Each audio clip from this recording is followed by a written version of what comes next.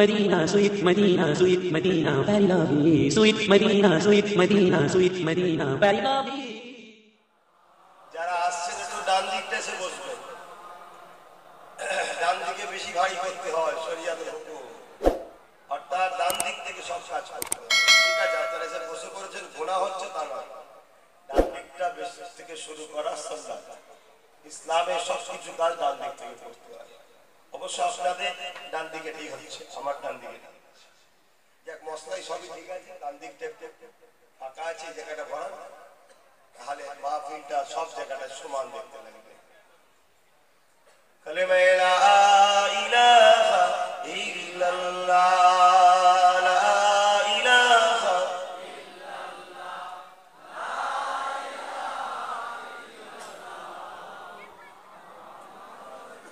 যারা আলেম ওলামা ইমাম আসছে তাদের ঘরে চেয়ারে বসতে দেন, আমরা বুঝি ইমাম আলেমদের সম্মান আল্লাহ দিয়েছে, তাদেরকে দেন, জায়গা দেন, আল্লাহ আপনাদের একজন দেবে।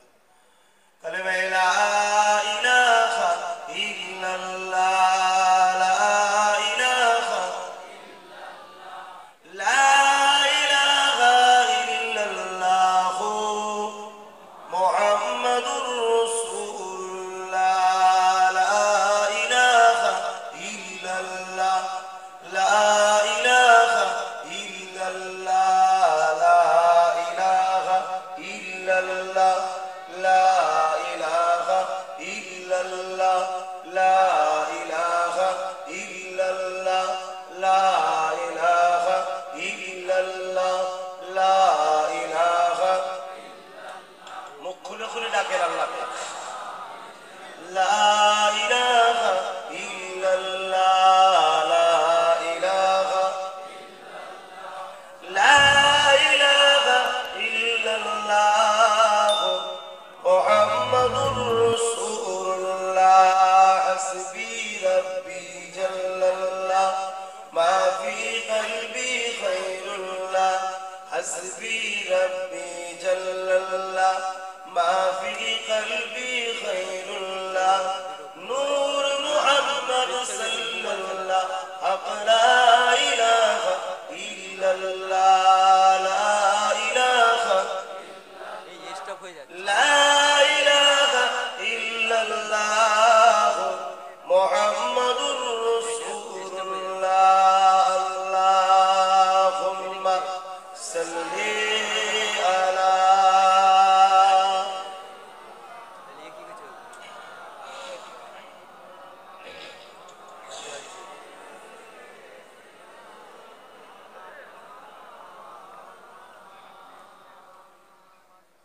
وقال الله تعالى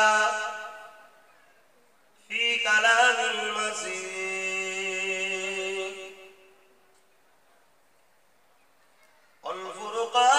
والفرقان الحميد،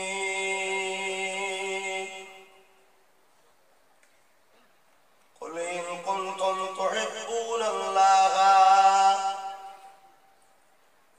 فاتبعوني يحببكم الله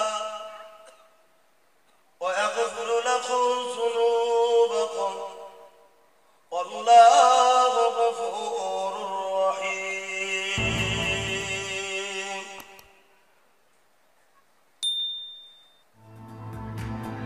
وقال النبي صلى الله عليه وسلم لا يؤمن أحدكم حتى أكون أحب إليه من والده وولده والناس أجمعين.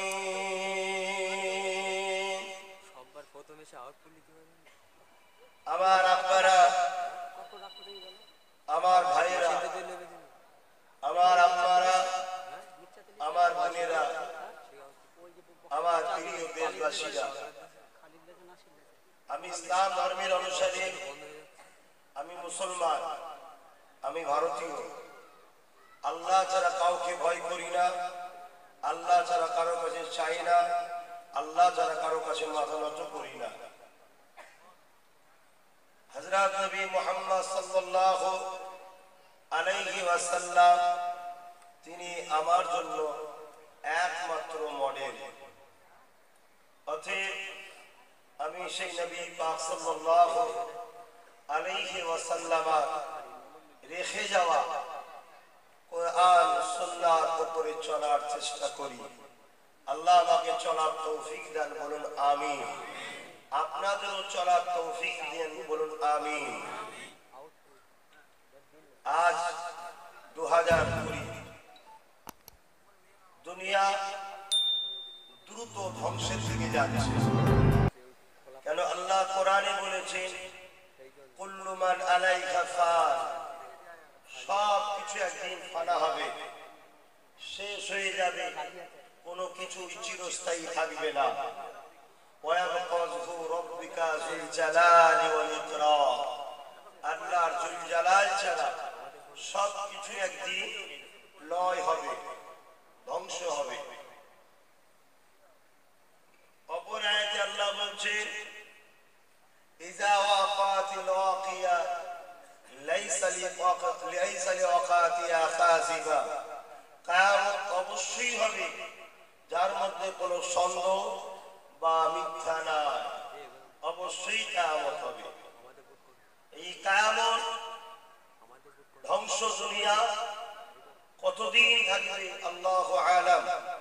তারপরে একটা দিন হবে, কোরআন বলছে সুম্মা নুফিকা উখরা ফাইযা হুম কিয়ামুন ইয়ানজিরুন, আবার সিংহাতে ফু দেয়া হবে।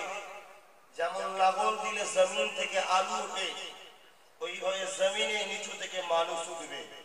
কে হিন্দু, কে মুসলমান, কে দলিত, কে আদিবাসী, কে মতুয়া, কে কোন ধর্মের, ওটা কথা নয়। সমস্ত মানুষ জাতি উঠবে হিসাবের দিন যেটা। সেই দিনে আপনারাও যেমন দাঁড়াবেন, আমি আব্বাস সিদ্দিকীকেও দাঁড়াতে হবে। পীরের ছেলে বলে যে আমি ছাড়, তা নয়, কেউ বাদ যাবে না। পৃথিবীর শুরু থেকে শেষ পর্যন্ত সবাইকে দাঁড়াতে হবে। মহান স্রষ্টা রব্বুল আলামিন সবার হিসাব নেবে। বড় ভালোবেসে আদর করে আল্লাহ পাক আমাদেরকে সৃষ্টি করেছে। এ গাছ, এ জমিন, এ আসমান, এ কায়নাত, যা কিছু আছে সব কিছু আল্লাহ আমাদের উপকারের জন্য সৃষ্টি করেছে। লিল্লাহি মা ফিস সামাওয়াতি ওয়া মা ফিল আরদ, জমিন আসমানের একমাত্র মালিক হলেন আল্লাহ। জোরে বলুন সুবহানাল্লাহ। এই সব কিছু আমাদের উপকারের জন্য করেছে, আর আমাদেরকে সৃষ্টি করেছে ইল্লা লিয়াবুদুন, শুধুমাত্র আল্লাহর দাসত্ব করার জন্য, স্রষ্টার দাসত্ব করার জন্য। স্রষ্টার দাসত্বটা কি আমরা জানবো কি করে? এর জন্য যুগে যুগে স্রষ্টা দুটো করে জিনিস পাঠিয়েছে। একটা হলো আসমানি কিতাব, স্রষ্টার বাণী, আর একটা হলো এই কিতাবটা আমাদেরকে জানাবার জন্য আল্লাহ পাকের প্রেরিত বান্দা, নবী, রাসূল, মেসেঞ্জার, পথ প্রদর্শক। জোরে বলুন সুবহানাল্লাহ। যখনই মানুষ আল্লাহ ভুলে গিয়ে অন্যায়ের মধ্যে লিপ্ত হয়েছে, প্রভুকে ভুলে গিয়ে পাপের মধ্যে লিপ্ত হয়েছে, তখনই মহান স্রষ্টা আসমানি কিতাব পাঠিয়েছে। আর এই কিতাব দ্বারা মানুষকে বুঝাবার জন্য রাসূল হিসাবে, নবী হিসাবে, পথ প্রদর্শক হিসাবে পাঠিয়েছে। 1 লক্ষ মতান্ত 2 লক্ষ 24,000 নবী রাসূল আছে। আজ থেকে 2000 কিছু কম বেশি আগে একজন রাসূলকে, নবীকে মহান রব্বুল আলামিন পাঠিয়েছিলেন, যিনার নাম হলো হযরত ঈসা নবী আলাইহিস সালাম। বলুন সুবহানাল্লাহ। তিনি এসে মানুষকে বোঝাতে লাগলো, দলে দলে দলে দলে মানুষ তিনার দিকে যেতে লাগলো। কিন্তু এক শ্রেণীর মানুষ তিনাকে খোদার পেটা পর্যন্ত বলে ফেললো। বলুন নাউজুবিল্লাহ। বাড়াবাড়িটাও ইসলামে হারাম, কমানোটাও ইসলামে হারাম। যেটা নবীরা দেবে ওটাকেই নিতে হবে। তাই ঈসা নবী চলে যাবার পর 500 বছর আর কোন নবী, রাসূল, পয়গম্বর পথ প্রদর্শক মেসেঞ্জার আর আসমান কিতাব এবং আল্লাহর পক্ষ থেকে নবী রাসূল মেসেঞ্জার আসেনি। এই না আসার জন্য দুনিয়ার বুকে ওয়াজ বন্ধ হয়ে গিয়েছিল। এই বন্ধ হয়ে যাওয়ার দরুন এই দুনিয়ার বুকে এমন একটা অন্ধকার সাম্রাজ্য তৈরি হয়েছিল যাকে আইয়ামে জাহিলিয়াতের যুগ বলা হয়। যে সময়েতে ছেলের হাত থেকে তার নিজের মা নিজের ইজ্জতকে বাঁচাতে পারছিল না, ছেলের হাত থেকে তার নিজের মা নিজের জীবনকে বাঁচাতে পারছিল না। নবী না আসার জন্য, ওয়াজ বন্ধ হয়ে যাওয়ার জন্য এমন একটা সময় এসে গিয়েছিল মেয়ে তার বাপের হাত থেকে নিজের ইজ্জতকে বাঁচাতে পারছিল না, মেয়ে তার নিজের বাবার হাত থেকে নিজের জানকে বাঁচাতে পারছিল না। জেন্তু জেন্তু মেয়েগুলোকে মরুভূমির বাড়ির মধ্যে পুঁতে দেওয়া হতো। এমন একটা অশান্তির দাবানল চলেছিল যেখানে মানুষগুলো দু পায়ে পশুতে পরিণত হয়ে গিয়েছিল। আমরা ইতিহাস পেয়েছি মানুষগুলোকে পুড়িয়ে দেওয়া, মানুষগুলোকে হত্যা করা, বিশেষ করে গরিবদের উপরে জুলুম করা একটা ফ্যাশন হয়ে গিয়েছিল, আনন্দ হয়ে গিয়েছিল। এখন যে আমরা খেলাধুলা করি, বড় বড় স্টেডিয়াম আছে, কলিকাতা ইডেন গার্ডেন রয়েছে, খেলা হয়, চতুর্দিকে দর্শকরা বসে দেখে টিকিট কেটে, দুই টিমের খেলা হচ্ছে। তখন খেলা হয়েছিল কি ষাঁড়ের সঙ্গে বা বাঘের সঙ্গে, গরিবের ঘরে যুবকদের ঘরে ছেড়ে দেওয়া হতো, লড়াই করো, কুস্তি করো, কখনো সম্ভব নয়। তাই গরিবের ঘরে ছেলেগুলো মারা যেত আর গ্যালারিতে বসে তারা আনন্দ উপভোগ করত। এই ছিল তৎকালীন সময়ে সভ্যতার নামে অসভ্যতা পোড়াও পর্ব। সেই সময়ে সব থেকে বেশি নোংরা হয়ে গেছিল পৃথিবীর বুকে মক্কা। কাবা ঘরের মধ্যে নকল খোদা রেখে দিয়েছিল। তাদের বিশ্বাস লাত উজ্জা হুবল থেকে শুরু করে এমন বহুত নাম দিয়ে নিজেদের হাতে তৈরি করা নকল খোদা, এমনকি ইব্রাহিম আলাইহিস সালামের মূর্তি তৈরি করেছিল। যে ইব্রাহিম নবী সারা জীবন ডাক দিয়েছে, প্রভুর কোনো ছবি নেই, প্রভুর কোনো ফটো নেই, প্রভুর কোনো ভাষ্যকার নেই, প্রভুর কোনো মূর্তি নাই। সেই ইব্রাহিম নবীরও ফটো করে মূর্তি করে তারও উপাসনা শুরু করেছিল। তাদের বিশ্বাস ছিল নারী মানে প্রভু পাঠিয়েছে, পুরুষরা শুধু ভোগ করবে, নারীদের কোনো স্বাধীনতা নেই, নারীদের কোনো ইজ্জত নেই। আজ 2020-তে এসে আবার কিছুদিন আগে শুনতে হলো বিজেপির এক সম্ভবত এমএলএ বক্তব্য দিতে গিয়ে বলছে যে নারীদের আবার স্বাধীনতা, নারীদের আবার অধিকার বিশেষ। 2020-তে আবার সেই অন্ধকার সাম্রাজ্য, অন্ধকার যুগের কথা আবার শুনতে হলো। বড় দুর্ভাগ্য এটা যে আজ আমরা মুখে বলছি যে আমরা উন্নত হয়েছি, দুনিয়া হাতের মুঠোয়, টেকনোলজি এত উন্নত হয়েছে, সব হয়েছে, কিন্তু মানুষের মানুষত্ব আবার ধ্বংস হচ্ছে। তাই আজও শোনা যায় জেন্ত জেন্ত পেটের মধ্যে নারী সন্তান থাকার জন্য মেরে দেওয়া হচ্ছে। 1500 বছর আগে জন্ম নিলে তখন মেরে দিত, তখন পরীক্ষা সিস্টেম ছিল না তাই। আর এখন জন্ম নিবার আগে পরীক্ষা নিয়ে যখন দেখছে কন্যা সন্তান পেটে, তাকে মেরে দেওয়া হচ্ছে। এটা মানব হত্যা করার পাপ। যে মানব হত্যা করে ইসলাম বলছে সে জাহান্নামী। বলুন নাউজুবিল্লাহ।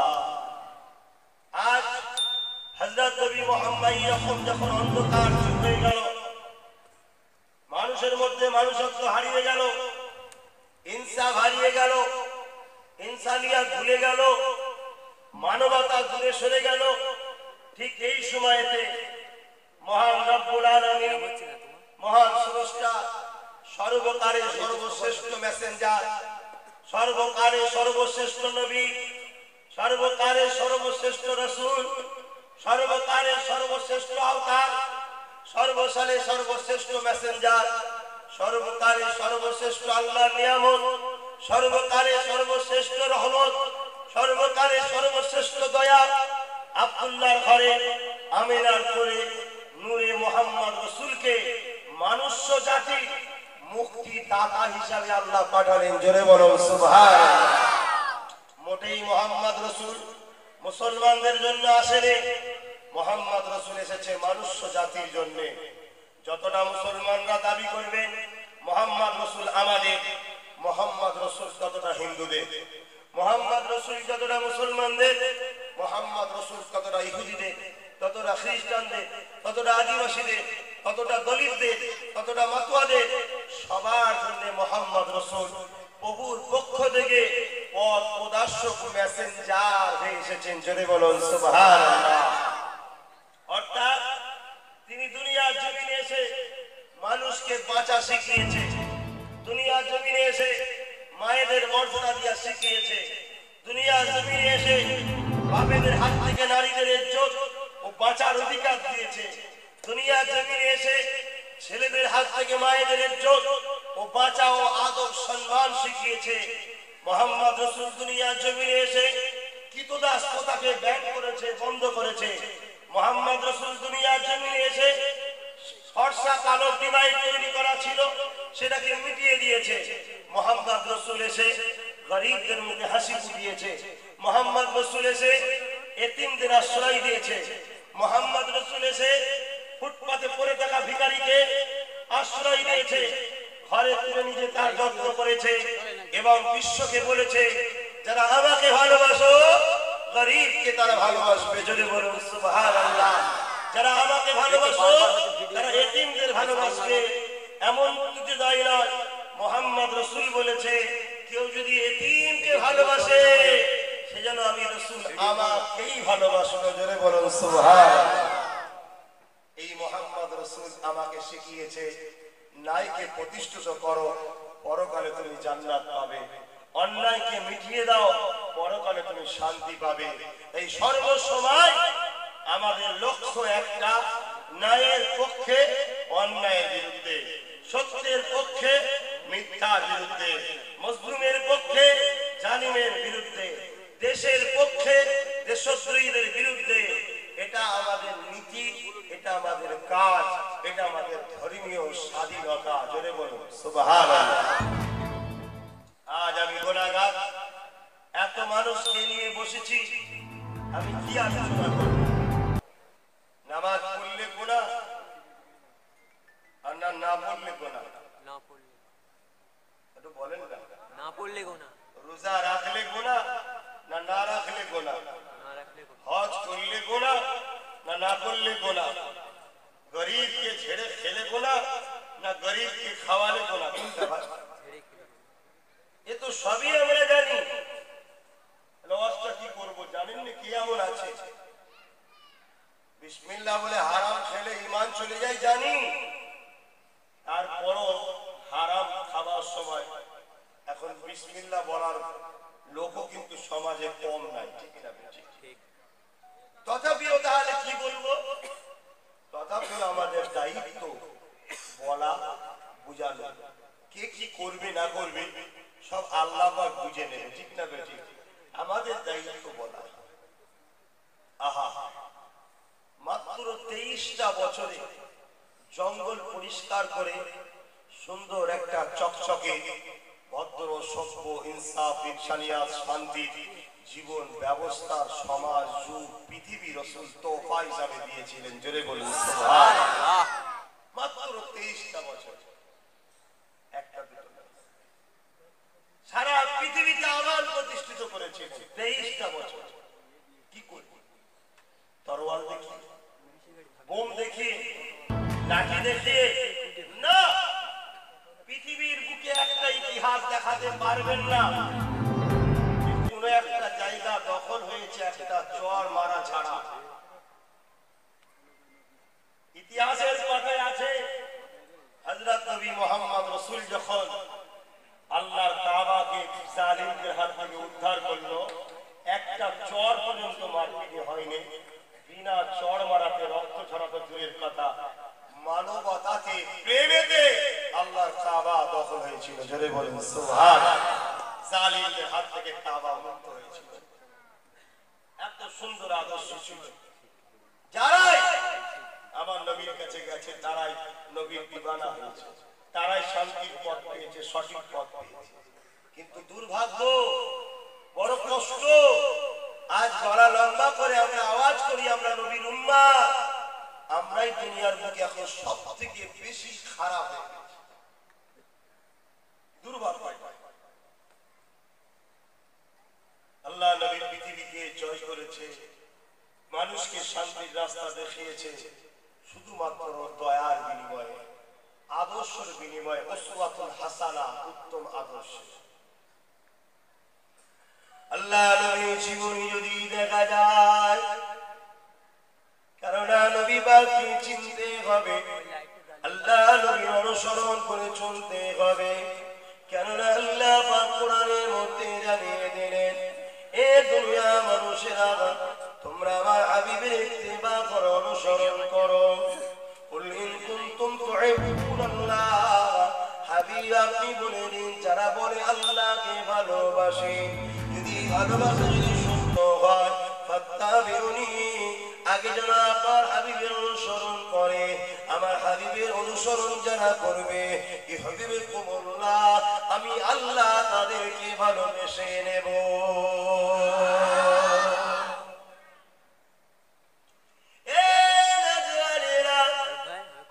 আল্লাহ তাদেরকে ভালোবাসবেন, তাদের জন্য কিছু না কিছু পুরস্কার তো আল্লাহ ঘোষণা করবেন। আল্লাহ কোরআনে জানিয়ে দিলেন, আমি যাদেরকে ভালোবাসবো তাদের জন্য পুরস্কার। কি পুরস্কার? ওয়াগফিরু লাকুম যুনুবাকুম আল্লাহু গফুরুর রহিম। তারা যে দুনিয়ার বুকে অন্যায় করে ফেলেছে, তারা যে দুনিয়ার বুকে ভুল করে ফেলেছে, তারা যে দুনিয়ার বুকে নাফরমানি করে ফেলেছে, আমার জমিনে বাস করে আমার বিরুদ্ধে চার করেছে, আমি আল্লাহ পাক আমার হাবিবকে যদি ইত্তেবা করে নেয়, আমার হাবিবকে যদি অনুসরণ করে তওবা করে ফিরে আসে, আমি আল্লাহ তাদের জীবনে যত গুনাহ আছে মাফ করে দেব। আমাকে তারা বড় দয়ালু মেহেরবান হিসাবে পেয়ে যাবে।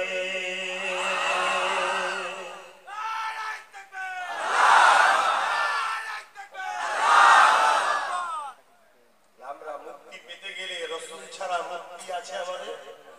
একটু বলুন জোরে, না মুক্তি আছে রাসূল ছাড়া? না আমরা দুনিয়ার কোনো কাজে কামিয়াব হতে পারবো রাসূল ছাড়া? না কখনো সম্ভব নয়।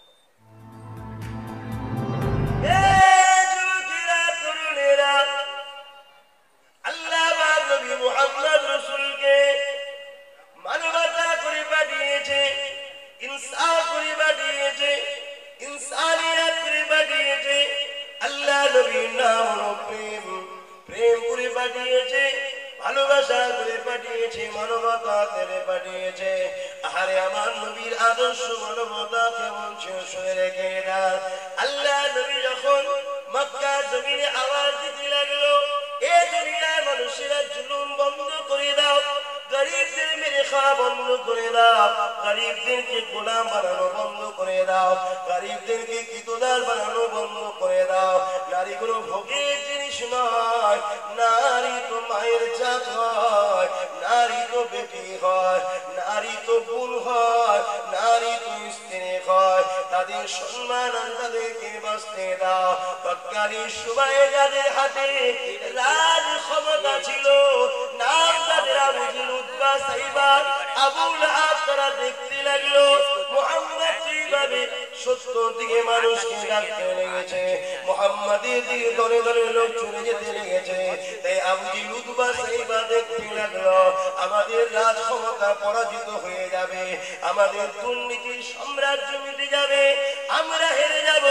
লোক মুহাম্মাদের দিকে চলে যাচ্ছে, আমরা যে গুন্ডাগিরি সাম্রাজ্য রেখেছি, আমরা যে গরিবদেরকে কিতদার বানানো সাম্রাজ্য তৈরি করেছি, এগুলো তো বন্ধ হয়ে যাবে। তাই তারা আমার রাসূলকে জানে মারতে চাইল। আমার আল্লাহ পাকের হুকুমে আমার নবী পাক ইয়াসরিব মদিনাতে চলে গেল। মদিনায় যাওয়ার পরও আল্লাহ নবী সত্যবাদী চতুর্দিক থেকে ছুটতে লাগলো, চারিদিক থেকে দলে দলে দলে দলে মানুষ আল্লাহ নবীর ছায়া তলে আসতে লাগলো, মানুষে বাধা শিখতে লাগলো, মানবতার আদর্শ শিখতে লাগলো। একটা দুটো তিনটে নয়, লক্ষ লক্ষ লক্ষ লক্ষ মানুষ আল্লাহ নবীর নূরে হাতে হাতে মানবতার রাস্তায় চলতে লাগলো।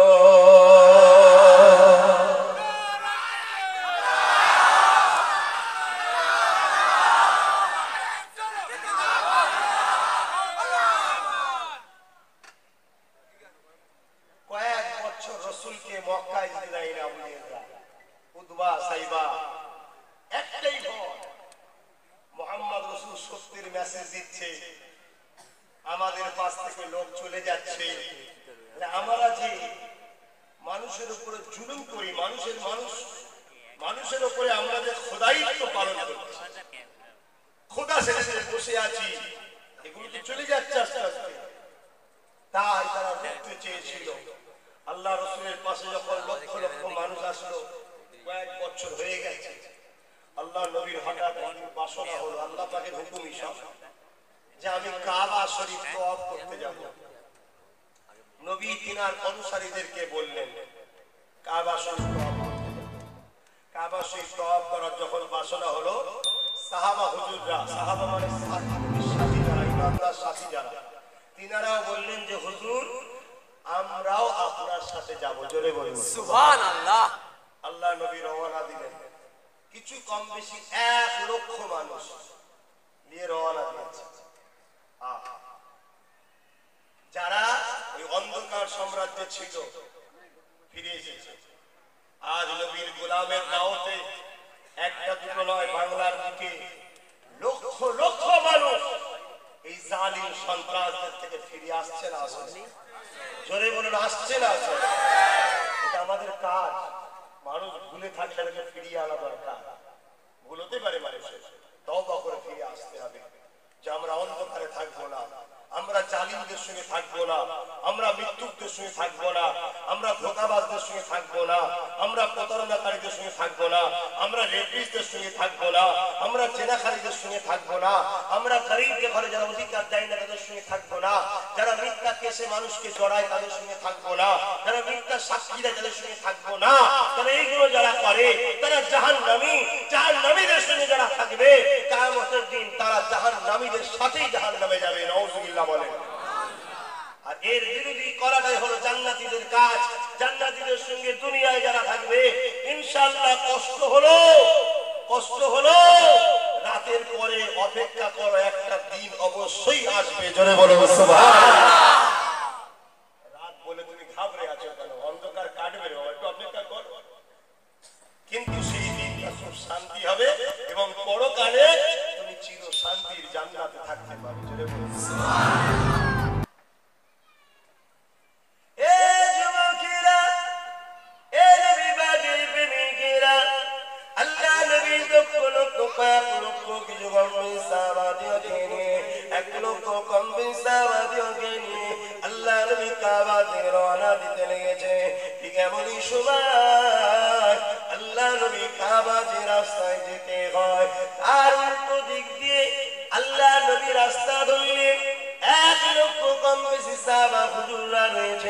সবাই নবী পাকের পিছু যেতে লাগলো। আলোচনা শুরু হয়ে যায়, কাবার রাস্তা তো এই দিকে নয়, কাবার রাস্তা তো এই দিকে। আল্লাহ নবী কেন ওই দিকে যেতে লেগেছে, কিন্তু সাহাবা হুজুররা কেউ কথা বললো না। আল্লাহ নবীর পিছু যেতে লাগলো। এই যুবকেরা, তরুণীরা, বাপেরা, আল্লাহ নবী কাঁটাযুক্ত যা সরিয়ে সরিয়ে একটা উঁচু জায়গাতে উঠলো। উঁচু জায়গাতে উঠে নবী আমার একটা জায়গায় জমিনের উপরে বসে পড়লেন। হাঁটু দুটোকে গেড়ে দিয়ে এইভাবে পা দুটোকে জড়িয়ে ধরে, মাটুকে জড়িয়ে ধরে মাথাটা পায়ের কাছে গোছের মধ্যে রেখে দিয়ে বাচ্চা ছেলে যেভাবে কাঁদে আল্লাহ নবী কাঁদতে লাগলেন। পুরো রাত নবী আমার ওই জায়গায় বসে বসে কেঁদিয়েছিলেন। এ আমার নবীর গোলামেরা, বলো তো দেখি নবী কোন জায়গায় বসে বসে কাঁদলো? আল্লাহ নবী অন্য কোন জায়গায় কাঁদেন গো। হযরত হজে যাবার আগে নবী আমার যে জায়গায় বসে কেঁদেছিল ওই জায়গাটা হলো আম্মাজান হযরতে আমিনা হুজুরের কবর ছিল। দেখুন মাকে কত ভালোবাসে। বাচ্চা ছেলে যেভাবে কাঁদে মনে কষ্ট হলে পা দুটোকে তুলে দিয়ে এভাবে জড়িয়ে ধরে মাথাটা গুছিয়ে দিয়ে সারা রাত ধরে বসে বসে নবী কাঁদলেন মায়ের কবরের কাছে। আজকে সেই নবীর উম্মত দাবি করবো আর মা ভাত পাবে না, মাকে ভালোবাসবো না, এটা কখনো হয়? হ্যাঁ, কিসের উম্মত তাহলে? এই ভালোবাসাটার নামই হলো উম্মত। মুসলিম ঘরে জন্ম লো আর হিন্দুর ঘরে জন্ম নিয়েছি বলে উম্মত নাই না। একটা হিন্দু যদি মাকে ভাত দেয় ওকে ও আমার রাসূলুল্লাহ হুকুম মানলো, ওকে ভালোবাসে। আর তুমি আমি নবীর উম্মত দাবি করছি অথচ মাকে ভাত দিই না, বেকার। কথা বুঝে আসছে? অতএব মাকে ভালোবাসতে হবে, মাকে প্যার করতে হবে। তাই আমি আব্বাস সিদ্দিকীর মনে একটা বাসনা জেগেছে, বাংলার বুকে এমন একটা আইন তৈরি করা হোক যে আইনটা মা বাপকে যে ছেলে ভাত দেবে না, ভালোবাসবে না, তার যেন 12 বছরের জেল। এই চিন্তা আমার মধ্যে জেগেছে, ভুল কাজ করছি না। আমি এই আন্দোলন কলকাতায় তুলেছিলাম। কলকাতায় তোলার পরে কলকাতা পুলিশকে ধন্যবাদ আরেকবার জানাই। কলকাতা পুলিশ একটা আইন করেছিল, কত মাস বেশ একটা জেলে, মাসে হবে না স্যার, 3 মাস, মাসে হবে না, 12 বছরের জেল। কথা বুঝছেন না? বলুন একেবারে যুবক থেকে বাপ হয়ে বেরোবি আর কি বুঝবি বাপের গুরুত্ব কি। কি গো যুবকরা রাজি হচ্ছে আমার কথা? তোমরা ভাবছো আমরা তো নিজেরাই মা বাপকে ভালোবাসি, আমাদেরও জেল হবে নাকি? যদি কমসে কম ওই আইনের ভয়ে মা বাপকে ভালোবাসো তাও তো কমসে কম মা বাপ গুলো বাঁচবে খুশি, আল্লাহর কাছে দোয়া করবে, তোদের আখিরাতটাও ভালো হবে। জোরে বলুন সুবহানাল্লাহ। এই আইনটা করা কি ভুল হবে? কিন্তু এত চিগড়ে হেঁকড়ে যখন কেউ দেখছি আইন করছে না, আমি ভাবছি যেখানে আইন তৈরি হয় ওই জায়গাটা দখল করবো, করে আমার লোক বসিয়ে আইন করবো। এই অসুবিধা আছে? তাই তো আমি রাজনীতির কথা বলেছিলাম যে রাজনীতি করবো। অসুবিধা কোথায়? ভালো কাজ করার জন্য করছি।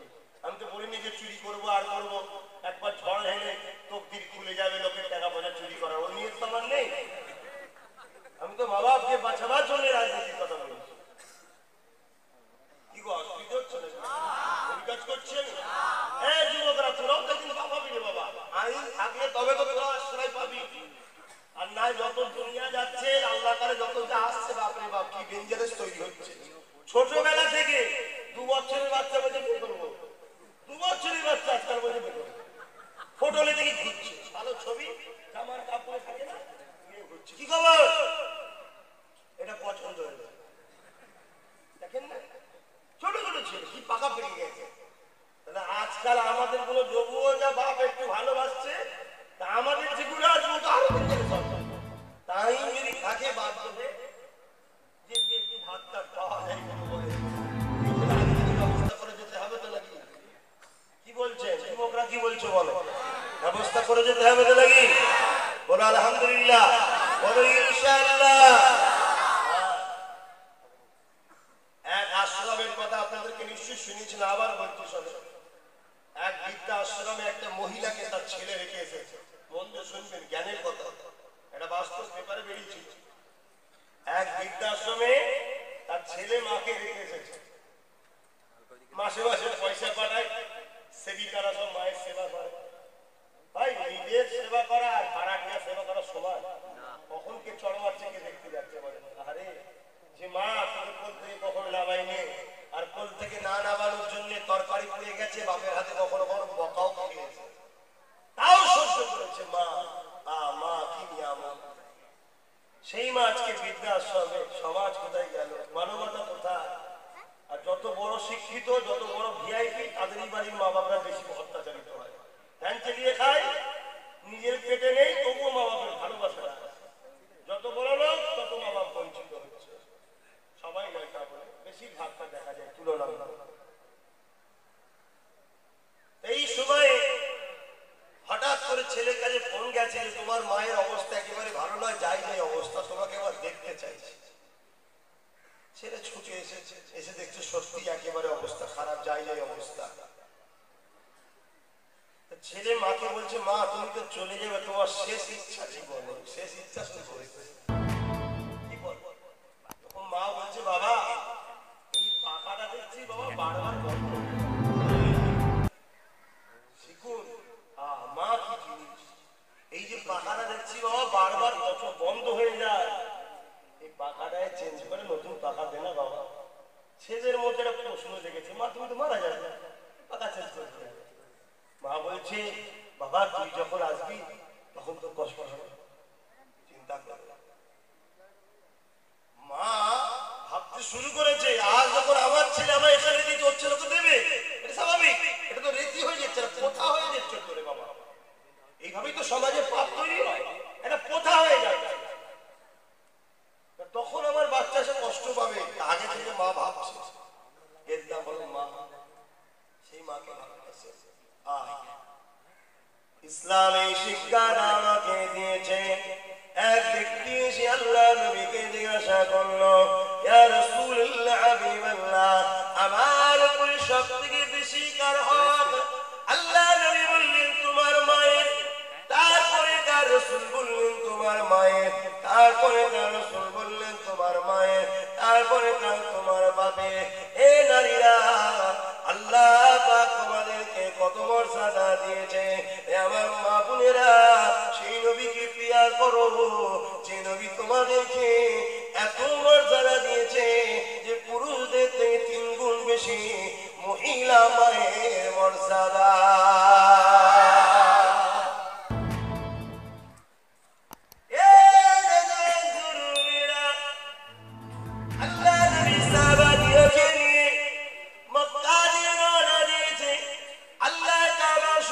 প্রবেশ করবে, 3 মাইল বাকি আছে।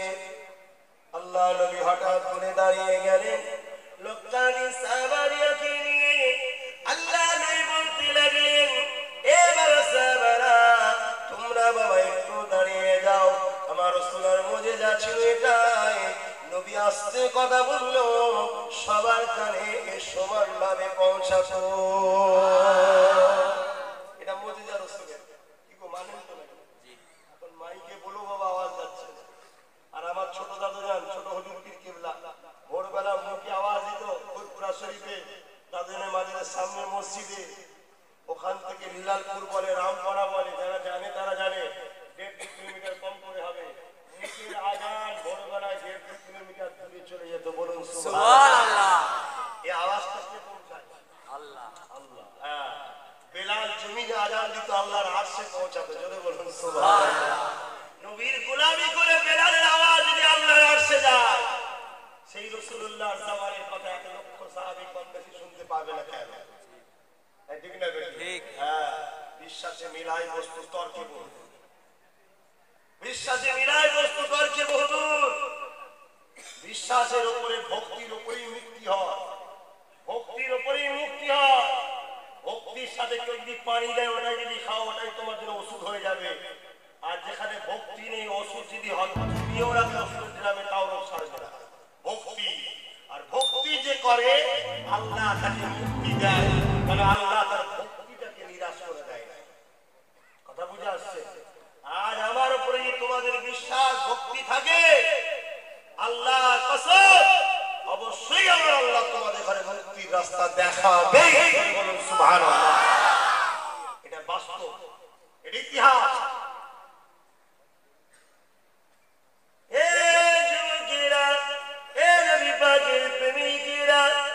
আল্লাহ নবী দাঁড়িয়ে গেলেন, সাহাবাদেরকে বলতে লাগলেন, বাবা সাহাবারা তোমরা একটু বাবা দাঁড়িয়ে যাও, আমাকে একা মক্কা জমিনে যেতে দাও বাবা, তারপরে তোমরা যাবে বাবা।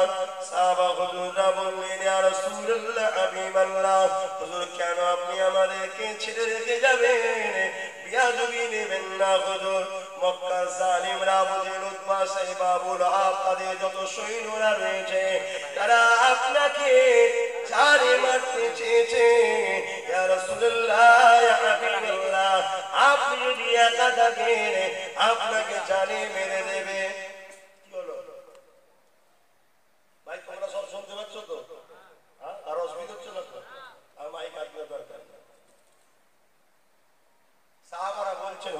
আমি একা গেলে আপনার কি ক্ষতি করে দেয়? শুনছেন? আল্লাহ নবী বলেন, বাবা আমার বড় ভয় হয়। কি? এই যে 1 লক্ষ কম বেশি লোক আমার সাথে আসছে, আর মক্কার লোক আমাকে তাড়িয়ে দিয়েছে। কোন মুনাফিক আগে থেকে যে বলতে পারে, এ মক্কার কাফেররা, এ মক্কার আবু জেহেল উতবা সাইবা আবু লাহাবের সৈন্যরা, যে মুহাম্মদকে তাড়িয়ে দিয়েছিলিস, ওই মুহাম্মদ 1 লক্ষ লোক নিয়ে এসে পারে বলে এ ভাই নবী মারতে যাচ্ছে? কথা বলছেন না কেন? কাবা তওয়াফ করতে যাচ্ছে আল্লাহর ঘরকে, কিন্তু মুনাফিক ভুল মেসেজ দিতে পারে না, পারে না? যেমন আজ কিছু মুনাফিক ভুল মেসেজ দিচ্ছে, আব্বাস সিদ্দিকী বিজেপির সঙ্গে আছে, এ দিচ্ছে না, দেয় না, এটা মুনাফিকের কাজ। এ করবে, এ থাকবে জমিনে বাবা। এটাই তো ইমানদারের পরীক্ষা। ইমানদার কোন দিকে যাবে? খানদানের রাসূলকে মানবে না মুনাফিককে মানবে? এটা ইমানদারের পরীক্ষা হচ্ছে। তৎকালীন সময়ে রাসূল ভাবলেন যে আমার আগে কোন মুনাফিক গিয়ে মক্কার মানুষকে বলতে পারে মুহাম্মদ আসছে, 1 লক্ষ লোক তোদের প্রতিশোধ নেবে, তাহলে ভয়ে তারা কষ্ট পাবে। আমি রাসূল কারো জন্য কষ্ট দিতে চাই না, আমি নবী তো রহমত নিয়ে এসেছি। জোরে বলুন সুবহানাল্লাহ। চিন্তা করুন, কোন মানুষ যেন কষ্ট না পায়, নবী সেটা ভাবছে। আল্লাহ নবী কি শিখিয়েছে? তোমরা রাস্তা দিয়ে যখন যাবে, ওই রাস্তায় যদি কোনো নোংরা পড়ে থাকে, কাঁটাযুক্ত কিছু থাকে, এক কথায় রাস্তার পথিকের পায়ে আঘাত হতে পারে এমন কোন জিনিস পড়ে থাকে, ওটাকে সরিয়ে নির্জনে ফেলে দেবে, যেখানে লোক যায় না সেই জায়গায় ফেলে দেবে। আর আজকে আমরা নবীর উম্মত দাবি করেছি, দোকান ঝাড় দিয়ে রাস্তায়, বাড়ি ঝাড় দিয়ে রাস্তায়, সরকারি জায়গায়, জনগণের জায়গায় পড়ে থাকা আমারটা পরিষ্কার থাকলে হয়ে গেল। এটা নবীর আদর্শ নয়। আমাদের আদর্শ হতে হবে রাস্তা পরিষ্কার রাখতে হবে, জনগণের যাতায়াতের রাস্তায় নোংরা ফেললে হবে না। যদি আমি চাই দেখতে পাই, ওটাকে পরিষ্কার যদি করে দিই, আমি সবের অধিকারী হব। জোরে বলুন সুবহানাল্লাহ। কি গো, ঠিক না বেটি? 3 দিন ইসালে সাহেব কেটে যাওয়ার পরে 1 সপ্তাহ হয়ে যাচ্ছে, তথাপিও ফুলপুরা ইসালে সাহেবের আশপাশের রাস্তা পুকুর পরিষ্কার হচ্ছে না। এটা তো গভর্নমেন্টের দায়িত্ব। টাকার ট্যাক্স আমাদের নিশ্চয় এটা তো করা দরকার। লাস্টে ফুলপুরার পাশে একটা জলসা ছিল, উঠে মাইকে বললাম আমাদের প্রধান কি ঘুমোচ্ছে, তারপর দিন দেখি লোক লাগিয়ে বলাটা দরকার আছে না ভাই? বলা দরকার আছে না? না তো বিরোধী না থাকলে তাহলে কাজ হবে কি করে? গণতন্ত্রের নামে তো বিরোধী থাকবে। গণতন্ত্র যেখানে বিরোধী নেই সেটা গণতন্ত্র না, সেটা রাজতন্ত্র। ভারত একটা গণতান্ত্রিক রাষ্ট্র, এটা মহান ভারত। যে ভারত এত গণতন্ত্র, এমন গণতন্ত্রের রাষ্ট্র পৃথিবীতে কোন জায়গায় আছে বলে সন্দেহ আছে। কথা বুঝে আসছে? সেই ভারত আজকে তাহলে রাস্তাঘাট পরিষ্কার করা, মানুষের চলাচল রাস্তাতে কোনো নোংরা না পড়ে থাকে, এটা খেয়াল রাখা, এটা আমার রাসূলের আদর্শ। আমি যদি ছেলেদের শিক্ষা দিই এইভাবে বাবা কাজ করতে হবে, এটা কি অসুবিধা আছে? আল্লাহ নবী একা চলে গেলেন। মক্কায় গিয়ে নবী দেখছে পুরো মক্কা ফাঁকা। কোথায় কি রাসূলের ঘর, রাস্তা, গ্রাম, গলি, চাচার বাড়ি, আত্মীয় বাড়ি।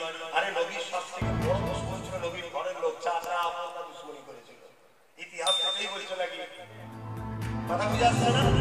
সেই জায়গায় রাসূল চাচার বাড়ি দেখছে, আত্মীয় স্বজন আসেন না, কথা বুঝে আসছে? সব বাড়ি ছিল, বাড়ি ছিল। রাসূল পাক সাল্লাল্লাহু আলাইহি ওয়াসাল্লাম দেখছে সবার বাড়ি ঘরগুলো। শুনছেন তো ভাই? অসুবিধা হচ্ছে নাকি? আল্লাহ নবী কাউকে দেখতে পাই নাই। দেখতে না পেয়ে নবী আমার বড় দুঃখ পেতে লাগলো, ব্যথা পেতে লাগলো যে আমার এলাকার লোকগুলো কোথায়, পাড়া প্রতিবেশীগুলো কোথায়। তাদের কথা বলছে যারা রাসূলকে মক্কা থেকে তাড়িয়ে দিয়েছিল। শুনছেন? তারা দেখতে না পেয়ে নবী আজকে দুঃখিত। তারা গেল কোথায়? ঠিক যেমনটা ভেবেছে তেমনটাই হয়েছে। একটা বুড়িকে দেখতে পেল, সে বেচারি মহিলা, ভদ্র বুড়ি মানুষ, মা একটা পুটলি নিয়ে টানাটানি করছে। না পুটলিটা ছাড়ছে আর না পুটলিটাকে নিয়ে যেতে পারছে। রাসূলের পাশে আগিয়ে গেলে যে ডাক দিলেন মাকে, উম্মুন আরবিতে বলে মাকে ডাক দিলেন যে এলাকার লোক সব কোথায়। তখন ওই বুড়ি বলছে, বাবা জলদি করে পালা, মুহাম্মদ আসছে, সেই যাকে আমরা মেরে তেড়িয়ে দিয়েছিলাম। 1 লক্ষ লোক নিয়ে এসেছে প্রতিশোধ নিতে। শুনছেন ভাই?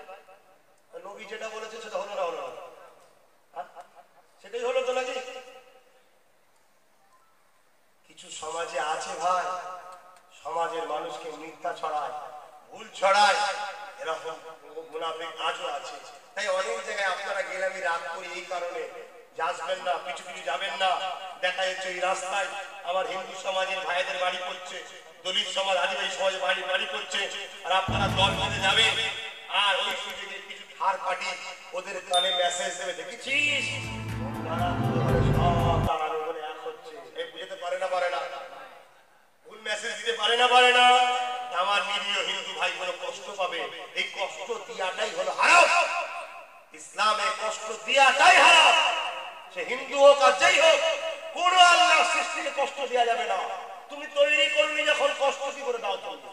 হ্যাঁ, আল্লাহ যাদের সম্বন্ধে আইন করেছে, যারা মানুষ সুরাতে পশু হয়ে গেছে, তাদেরকে কতল করার আল্লাহর হুকুম আছে, তাদেরকে কতল করতে হবে। কারা? কারা? যারা সমাজে নারীদেরকে রেপ করে হত্যা করে, পুড়িয়ে দেয়, যেটা অহরহ আমার দেশে চলছে। এদের একটাই আইন দরকার, এদেরকে প্রকাশ্য ফাঁসি দিতে হবে, ঠিক না বেটি? কারণ এরা মানুষ নয়, এরা মানুষের বাঁচতে দিচ্ছে না, এদের বাঁচার স্বাধীনতা নেই। আর কাদেরকে কতল করার কথা ইসলামে আছে? যারা দুইজন মানুষ সুখে আছে, এদের দুজনের বীজখানে ঢুকে অশান্তির বীজ রোপণ করছে। ইসলাম বলছে ওর বাঁচার অধিকার নেই। কারণ ও থাকলে দুই গোত্রের মধ্যে দাঙ্গা হবে, অশান্তি হবে, অশান্তি হলে হাজার হাজার নিরীহ প্রাণ মারা যাবে। অর্থাৎ এইরকম ব্যক্তিকে আগে কতল করবা। কেন? মানুষ নয়, মানুষের মধ্যে শান্তি থাকুক এটা চাই না। অতএব একজনের জন্য পুরো সমাজ নষ্ট হয়ে যাবে, এটা কখনো হতে পারে না। একজনকে শেষ করে দাও, পুরো সমাজ যাতে শান্তিতে বসবাস করতে পারে। ইসলাম এটাই বলেছে। ইসলাম কি বলেছে? মাতৃভূমি রক্ষা করতে হবে। এই মাতৃভূমি রক্ষা করতে গিয়ে তোমার মাতৃভূমির উপরে কেউ যদি জোর করে আগিয়ে আসে, যেমন আমার মাতৃভূমি পাকিস্তান যদি আগিয়ে আসে, তাহলে আমাদের দায়িত্ব হবে তাদের ঘরে হত্যা করো, তাদেরকে কতল করো। কেন? তারা আমার মাতৃভূমির উপর জুলুম করছে। এটাও ইসলামে জায়েজ করেছে। কথা বুঝে আসছে না? আজকে আমরা ইসলামকে বুঝি না, চিনি না, ভাবি না। আমরা হবে ইসলাম মানে নামাজ, রোজা, তাসবিহ, এক মাস রোজা, আর মা বাপের সেবা, গরিবদের ঘরে একটু কিছু দান করা, বাস হয়ে গেল না। টোটাল জীবন ব্যবস্থার নাম হলো ইসলাম। আর কথা যার মানে হলো শান্তি। অর্থাৎ যে জীবন ব্যবস্থাতে শান্তি আছে, সেই রাস্তাটার নাম হলো ইসলামের রাস্তা। জোরে বলেন সুবহানাল্লাহ। ইসলাম শুধু মুসলমানদের রাস্তা নয়, ইসলাম মানুষ জাতির জন্য রাস্তা। যে রাস্তায় গেছে সে শান্তি পেয়েছে, দুনিয়ায় পেয়েছে, আখিরাতে পাবে। যে যায়নি দুনিয়াতেও পাইনি, আখিরাতে পাবে না। এটা হলো প্রভুর বাণী। কিন্তু আমি যদি মনে করি আমার বাবা কালী সম্পত্তি, না, আমার বাবা কালী নয়, এটা মানুষের জন্য। আল্লাহ নবী ওই মহিলার মুখে যখনই শুনলেন, রাসূল অবাক হয়ে গেলেন। মা, আপনি কোথায় যাচ্ছেন? আরে বাবা, তুই কোথায় ছিলিস? কোথায় বাড়ি তোর? এই সব পাহাড়ের ওই দিকে সব লুকিয়েছে, জানিস না, মোহাম্মদের ভয়ে। ওই জন্য আমিও চলে যাচ্ছি। এতে বাবা কিছু পুটলি ফুটলি আছে, দামি দামি জামা কাপড় আছে, দামি দামি জিনিসপত্র আছে, এটাকে নিয়েও যেতে পারছি আর নিজেও যেতে পারছি না। রাসূল বললেন, আপনার এখানে কেউ ছেলে পুলে কেউ নিয়ে যায়নি? তখন মহিলা বলছে, বাবা তোর বাড়ি কোথায়? তুই জানিস না ছেলে পুলে মাকে ভালোবাসে না? তখন এসব ছিল। আল্লাহ রাসূল বললেন, মা, আমাকে যদি সন্তান মনে করেন, দায়িত্ব দিলে আমি পুটলিটা করে দিয়ে যাবো। জোরে বলেন সুবহানাল্লাহ। কোন দুশ্মনের পুটলিকে মাথায় করে বয়ে নিয়ে যেতে, দুশ্মনের মায়ের পুটলিকে আমরা বলি আমরা রাসূলের উম্মাহ। না, একটা যদি গায়ের ইসলাম বিপদে পড়ে যায়, তার আশ্রয় ডিগ্রি পারো, তবে তুমি নবীর উম্মাহ দাবি করো। ইসলাম বলছে তুমি নামাজে দাঁড়িয়েছো, সব থেকে বড় ইবাদত নামাজ, ঠিক না বেটি? সেই নামাজে দাঁড়িয়েছো, অর্থাৎ স্রষ্টাকে রুকু সিজদা দিবার জন্য দাঁড়িয়েছো। আল্লাহু আকবার। এমন সময় আওয়াজ আসছে, বাঁচাও বাঁচাও বাঁচাও। তোমার বাড়ির পাশে হয়তো হিন্দু বাড়ি আছে, আওয়াজটা খুঁজে যাচ্ছে হরিপদ ভাইয়ের আওয়াজ। তুমি যদি মনে করো হিন্দু বলছে মুরব্বী দেখ আমি নামাজ পড়ছি, দেখো ইসলাম বলছে তুমি মুসলমান নও, তোমাকে নামাজ ছাড়তে হবে। ওই সৃষ্টিটাকে বাঁচাতে হবে, হরিপদ হোক আর ঘোষ হোক আর কয়লা হোক, এই হোক, ওকে বাঁচাতে হবে না ইসলাম। শুনছেন ভাই? অতে ভালো হয় কেউ একটা কিছু কানে মন্ত্র দিল, অমুক জায়গায় মুসলমানকে দুটো হিন্দু ধরে মেরেছে, সব কাঁচা বেড়ে গুটটা খেয়ে লাঠি সুতার নিয়ে অমুকের বাচ্চা দেখছো মারবো মারবো মারবো বেরিয়ে পড়লি। কি হয়েছে হয়েছে আগে জান ভেরিফাই কর, আগে দেখ সেই সমাজের 10টা লোকের সঙ্গে বিচারে বস, ভাই একসাথে মিলেমিশে থাকি, আমার ছেলেকে ধরে কেন মারলো, কি হয়েছে আগে জান। ও মাথা গরম হয়ে গেছে, যে ভোট ভোট করে চলে এলো, তারপরে ওরাও আবার এসে চলে এলো, দুটো গ্রামে অশান্তি শুরু। এর নাম ইসলাম নয়, মিলেমিশে না থাকার নাম ইসলাম। কথা বুঝে আসছে? মিলেমিশে থাকার নাম ইসলাম, শান্তি প্রতিষ্ঠিত নাম ইসলাম, আমার কায়েম করার নাম ইসলাম। এই আমি গত 3-4 বছর আগে হবে আমার হাওড়া জেলা আন্দোলন আমি কয়েক জায়গায় বলেছি জলসাতে, সারা রোজার মাস মদ খেয়ে বেরিয়েছে, সারা রোজার মাস রোজাও রাখেনি, মদ খেয়ে বেরিয়েছে, আর চাঁদ রাত্রিরে দোকানে ঢুকেছে। ভালো করে শোনো তোমরা, কিছু কুলাঙ্গার আছে আমার কমে, তাদের জন্য আমাদের উভয় ঝগড়া হয়, এই কুলাঙ্গার গুলোর জন্য, আর একজনের জন্য পুরো গ্রামটা আগুন চলে যায়। তো এই সময় দেখা গেল ও চাঁদ রাত্রি গিয়ে সেলুনে ঢুকেছে, আর একটা হিন্দু ছেলে দোকানে আগে থেকে সেলুনে চুল কাটছিল, ও যে তার মা তুলে গাল দিয়ে চলে যাও মুখের বাচ্চা, কালকে আমাদের ঈদ না, চুল কাটতে হবে। মাতালের আবার ঈদ, মাতালের ঈদ, ঈদটা কার? বেরোজাদারের জন্য নয়, পুরো মুসলমানের রোজাদার রাখে তার জন্য ঈদ নয়, ঈদটা হলো শুধুমাত্র রোজাদারদের জন্য পুরস্কার। জোরে বলুন সুবহানাল্লাহ। সে তো রোজা রাখে না, আবার মদ খাচ্ছে, মদ খাওয়া ইসলামে হারাম। আর আমার দেশের সংবিধান মদের বিরুদ্ধে, শুনে রেখে দাও। আজকে ছোট ছোট বিষয়ে আইন তৈরি হচ্ছে, আর কৃষকদের বিরুদ্ধে বিল পাস হচ্ছে, ছোট ছোট বিষয়ে আইন তৈরি হচ্ছে, কৃষকদের মারার জন্য বিল তৈরি হচ্ছে, অথচ মদকে ব্যান করার বিল তৈরি হচ্ছে না। তাই আমি আপনার দিতে চাই, হে যুব সমাজ জেগে ওঠো, এই বাংলায় ভারতকে রাস্তা দেখায়, এই বাংলা থেকে ব্রিটিশ তারা আন্দোলন হয়েছিল, এই বাংলায় সারা ভারতকে একদিন মদ মুক্ত ভারত করে তুলবে।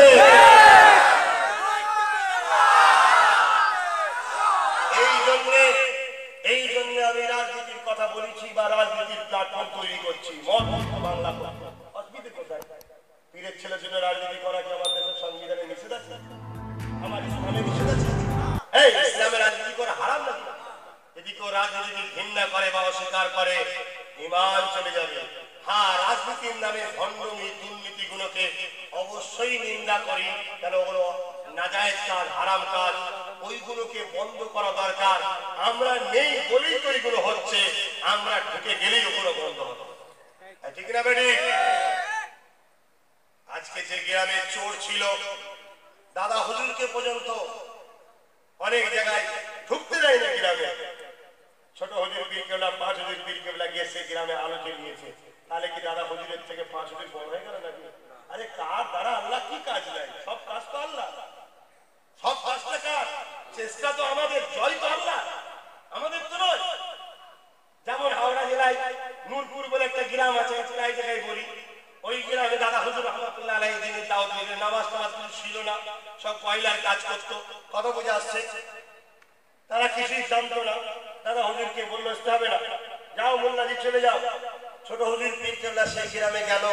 আজকে সেই গ্রামে কম করে হলো 1 থেকে 3,000, 1 থেকে 1,500, বেশি তো কম নয়, আল্লাহর কাবা করা হাজী সাহেব পাবেন। জোরে বলুন সুবহানাল্লাহ। না ঢুকলে পরিবর্তন হবে কি করে? আজকে রাজনীতির মধ্যে যে নোংরাটা ঢুকেছে, দুর্নীতি করা, মিথ্যা কেস দেওয়া, কেউ কথা বললে তাকে ভয় দেখানো, নারীদের ইজ্জত আবরু লুটে এড়িয়ে পুড়িয়ে দিয়ে হত্যা করা, সব নেতাদের পিছনে ষড়যন্ত্র আছে। নাই করতে পারি সাহস কি করে? গরিবদের চাকরি না দিয়া উপযুক্ত লোক চাকরি পাচ্ছে না, 12,000 15 লাখ ঘুষ দিলে অনুপযুক্ত লোক চাকরি পেয়ে যাচ্ছে, ভালো লোক মেডিকেলে পাচ্ছে না, বাপের টাকা আছে 40% নম্বর পেয়ে সে মেডিকেলে চান্স পেয়ে যাচ্ছে, আর গরিবের ছেলে 90% নম্বর পেয়ে পাচ্ছে না। এই যে দুর্নীতি অরাজকতা চলছে, এতে যদি আমরা না ঢুকি তাহলে অরাজকতা কখনো বন্ধ হবে না। এতে আমরা ঢুকলে তবেই অরাজকতা বন্ধ হবে। ঠিক না বেঠি? তাই তো এসেছি, তাই তো কাজ করছে। তো অসুবিধাটা হচ্ছে কোথায়? কার অসুবিধা হচ্ছে? অসুবিধা হচ্ছে, অসুবিধা হচ্ছে, কার অসুবিধা হচ্ছে? কার হচ্ছে ভাই? 2 শ্রেণীর লোকের অসুবিধা হচ্ছে। এক শ্রেণীর লোক যারা এই দুর্নীতিগুলো করে খায় তাদের, আর এক শ্রেণী হচ্ছে যারা এতদিন তাদের সঙ্গে ভেতরে ভেতরে জোট রেখে দিয়েছিল, মাঝে মাঝে আমাদের কিছু ভাগ কাটাবি, তোরা যা পারিস করবি, শুনছেন না? তাদেরও অসুবিধা হচ্ছে। বাকি কারো অসুবিধা হয় না, বাকি বাকি সবাই চাইছে সে মুসলিম হোক, হিন্দু হোক, দলিত হোক, আদিবাসী হোক, মতুয়া হোক, যে কোনো ধর্মেরই হোক, প্রতিটা বঞ্চিত মানুষ বলছে ভাইজান। হিন্দু বলছে ভাইজান, আদিবাসী বলছে ভাইজান, দলিত বলছে ভাইজান, মতুয়া বলছে ভাইজান।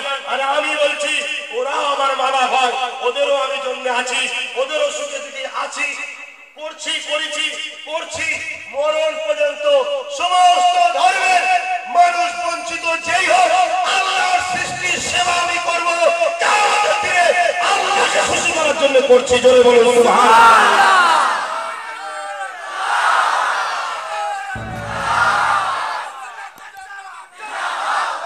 নিশ্চিন্তায় থাকতে পারো আমার আদিবাসী ভাই, হিন্দু ভাই, দলিত ভাই, মতুয়া ভাই, নিশ্চিন্তায় থাকতে পারো। কোনো জায়গায় যদি কোনো সমস্যায় পড়ো, একটা বার যদি কোনো হিন্দু মা, দলিত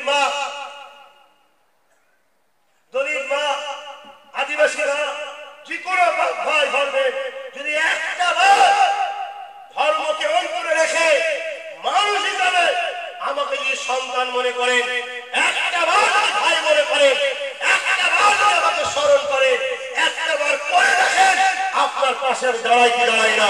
আমার ইতিহাস তুলে দেখুন, হাওড়া জেলা ডোমজুর থানাতে পার্থ চক্রবর্তীকে টুকরো টুকরো করে মেরে দিয়েছিল এক জালিম। সেই লোকটাকে প্রশাসন এবং পানি থেকে বাঁচাতে চেয়েছিল। আমি আব্বাস সিদ্দিকী ওই ডোমজুর থানার সামনে পারমিশন দেবে না, জোর করে আন্দোলন করে সেই পার্থ চক্রবর্তী এবং তার পরিবারকে ইনসাফ পাইয়ে দেওয়ার জন্য লড়াই করেছে। এটা আমার ইতিহাস। এইভাবে পূজা থেকে শুরু করে, মনীষা থেকে শুরু করে, প্রিয়ঙ্কা রেড্ডি থেকে শুরু করে, বাঁকুড়া হেমন্ত থেকে শুরু করে, এইভাবে যেখানে যেখানে যতটা পেরেছি, গত আমপানেতে 1200 থেকে 1500 শুধু হিন্দু সমাজের হাতে হিঙ্গলগঞ্জে খাবার তুলে দিয়েছি, যাদের দৃশ্যটা দেখলে আপনার যদি মানুষ আর আপনার চলতে পানি পানি, আর যদি মানুষ না হন তাহলে আলাদা কথা, হিন্দু মরছে মরুকে যাবে, অমানুষ হলে বলবে। যার মধ্যে মানুষত্ব আছে তার মধ্যে বলবে আরে আল্লাহর শ্রেষ্ঠ ভক্ত মানুষ। আজকে সেই মানুষের দশা কি? চার উঁচু কালো তেরপলের তলায় বাপ মা স্বামী স্ত্রী বাচ্চা গরমে ঘেমে গেছে, বেঘোর পড়ে আছে খালি পেটে। আরে যার খিদে লাগে সে কষ্ট বোঝে, যাকে আল্লাহ খাওয়ায় শুকরিয়া আদায় করতে ভুলে যাও। আরে ও হিন্দু দেখুনি, ও আদিবাসী দেখুনি, তোমাকে যে সৃষ্টি করেছে ওদের কাউকে সৃষ্টি করেছে। শুধু রাজনীতির লোকেরা নোংরা রাজনীতির পয়দাকে আকাঙ্ক্ষা লাগায়, আমাদের মধ্যে কোনো ডিভাইড নয়।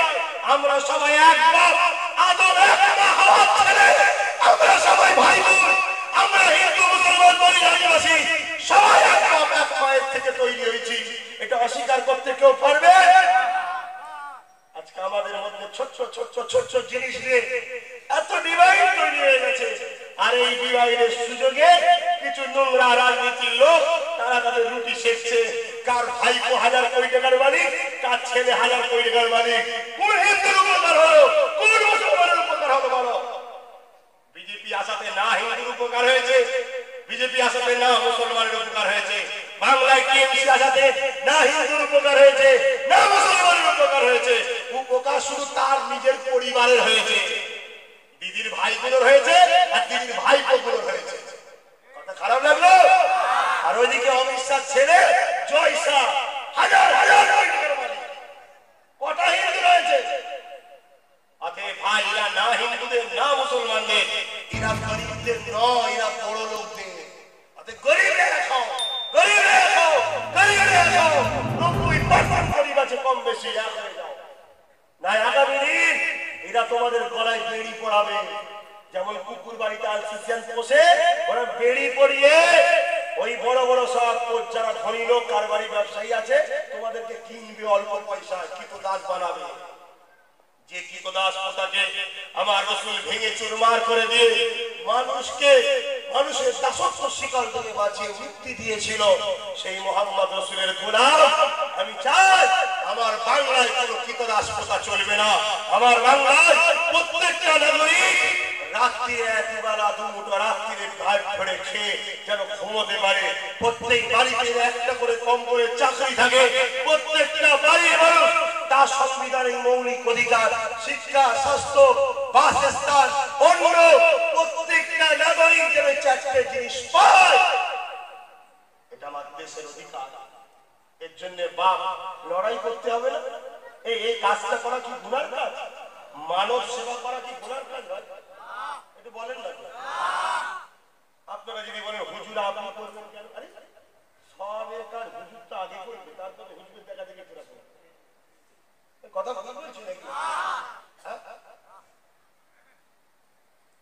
একটা ছোট্ট কথা বলি শোনো না, মক্কার কথাটা বলে নিন, বিরাট একটা শিক্ষা ব্যাপার আছে।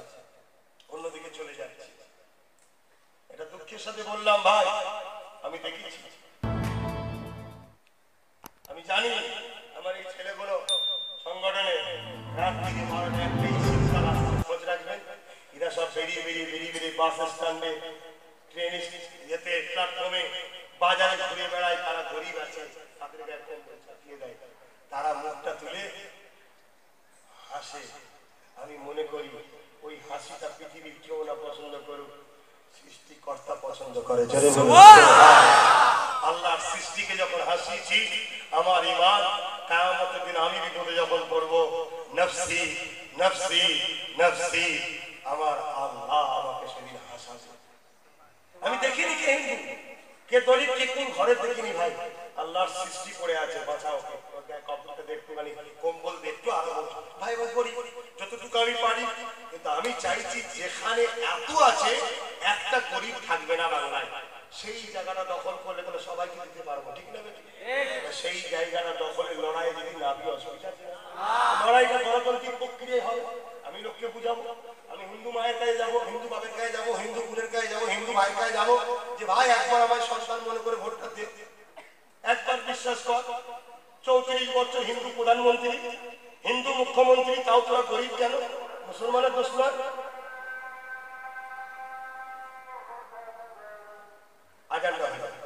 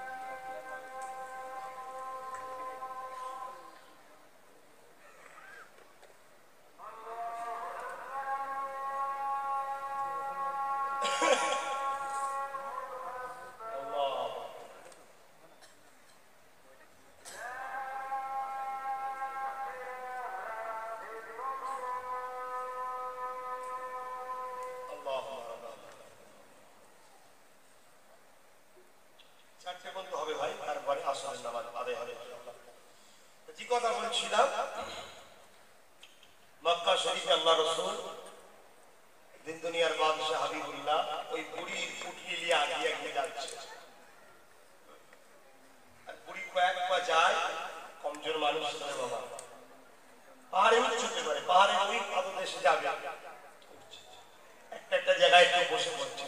বসে পড়ে, বসে বসে বলে বাবা তুই কোথা বাড়ি, তোর পরিচয়টা দিলিনি বাবা। রসুল শুধু বলে মা আমি আপনার ছেলে মনে করে। শুনছেন ভাই, যে বুড়িটা কিন্তু মুসলমান নয়, বুড়িটা মুসলমান নয়, সে গায়ের ইসলাম। দেখুন আদর্শ কাকে বলে। আমরা মুসলমান দাবি করে গলা লম্বা করে চিল্লাচ্ছি। আমার রাসূলের পাক সাল্লাল্লাহু আলাইহি ওয়াসাল্লাম বুড়িটা বসে, বুড়ি দাঁড়িয়ে আছে। বুড়ি বলে বাবা বস না, তুই একটু পুটলিটা নেবা। আল্লাহ রাসূল বললেন মা ঠিক আছে আপনি একটু রেস্ট নেন। বলার পরে বুড়ি বিড়বিড় বিড়বিড় করে না গালি দেয়। কাকে গালি দিচ্ছে? আমার রাসূলকে, যে মুহাম্মদ এলো বলে আজ কত কষ্ট হচ্ছে, আমাদেরকে চলে যেতে হচ্ছে, আমাদেরকে মারতে এসেছে, মুহাম্মাদের হাত ধ্বংস হয়ে যায়, মুহাম্মাদের পা ধ্বংস হয়ে যায়, গালি দিচ্ছে। আল্লাহ রাসূলের নূরের অন্তর কেঁদে উঠল। রাসূলের পাক সাল্লাল্লাহু আলাইহি ওয়াসাল্লাম চোখ দিয়ে পানি বেরিয়ে আসছে। বুড়ি আবার যায়, আবার বসে নবী দাঁড়িয়ে আছে, গালি দিয়ে যখন বুড়ি পাহাড়ে একেবারে উঠবে মাথায়, পাহাড়ে ওই পাদদেশে সব মক্কা লোকের আগে থেকে যে আছে, রাসূল তখন একটু স্লো হয়ে গেল, বুড়ি আগে চলে গেল। যে বুড়িকে দেখে সমস্ত মক্কার লোকেরা ছিল, তারা সব চিৎকার দিয়ে চই চই এসে গেছে। আমরা ভাবলাম হয়তো মুহাম্মদ মেরে দিচ্ছে, এসে গেছে। সবাই এসে বুড়িকে ঘির করেছে, তার ছেলে পুলেও এসেছে। বুড়ি তখন ছেলে পুলে বলে আবার তোরা আমাকে দেখলি না, আমি একটা ছেলে পেয়েছি, লাত আমাকে ছেলে মিলিয়েছে, উচ্চা আমাকে ছেলে মিলে। তখন তারা এইসব মানত তো, শুনছেন না? বললো কে না আসছে, আমার পুটলি আছে। তখনও নবী পাহাড়ের এই পদদেশে দেখা যাচ্ছে না। যখন আমার রাসূলের পাক সাল্লাল্লাহু আলাইহি ওয়াসাল্লাম আস্তে আস্তে উঠছে, আহা নূরে মুজাসসামকে যখন উঠছে, চাঁদ উঠলে তার থেকেও সুন্দর লাগছে। জোরে বলুন সুবহানাল্লাহ। সবাই দেখতে যাচ্ছে, সবাই তো চেনে না এখন, নাই ভাই সব সিস্টেম বেরিয়ে গেছে, সারা ওয়ার্ল্ডের লোক আমায় চিনে গেছে। হ্যাঁ আব্বাস সিদ্দিক কেউ আছে, তখন সব ছিল না। বুড়ি এই বলার পরে আমার ওইখানে বিড়বিড় করে গাল দিচ্ছে। সবাই বলে তুমি গালি দিচ্ছ তাকে, মুহাম্মদকে, ছেলেটাকে। বলছে পরিচয় জিজ্ঞেস করেছি, বলবে শুধু বলছে তোমার ছেলে, তোমার ছেলে। তখন সবাই বলছে এটাই হলো মুহাম্মদ। তখন ওই বুড়ি আমার রাসূলের দিকে চেয়ে ঝরঝর করে কাঁদছে, হারা বাবা তোর মনে এত দয়া, তুই এত সুন্দর, তোর বিষয়ে লোক তো বলে উল্টো পাল্টা। তা আজও আমার রাসূল বিষয়ে কিছু ধর্ম ব্যবসায়ীরা ভুল প্রচার করে, তাই কিছু মানুষ ভুল বুঝে আমার রাসূল সাথে গুস্তাখি করে। আমার রাসূলুল্লাহর আদর্শ, আমার নবীর আখলাক, আমার নবীর চরিত্র, আমার নবীর জীবনী যদি বিজেপি আরএসএস এর লোকেদেরকে পড়ানো হয়, তাহলে নবীর প্রেমিক হয়ে যাবে।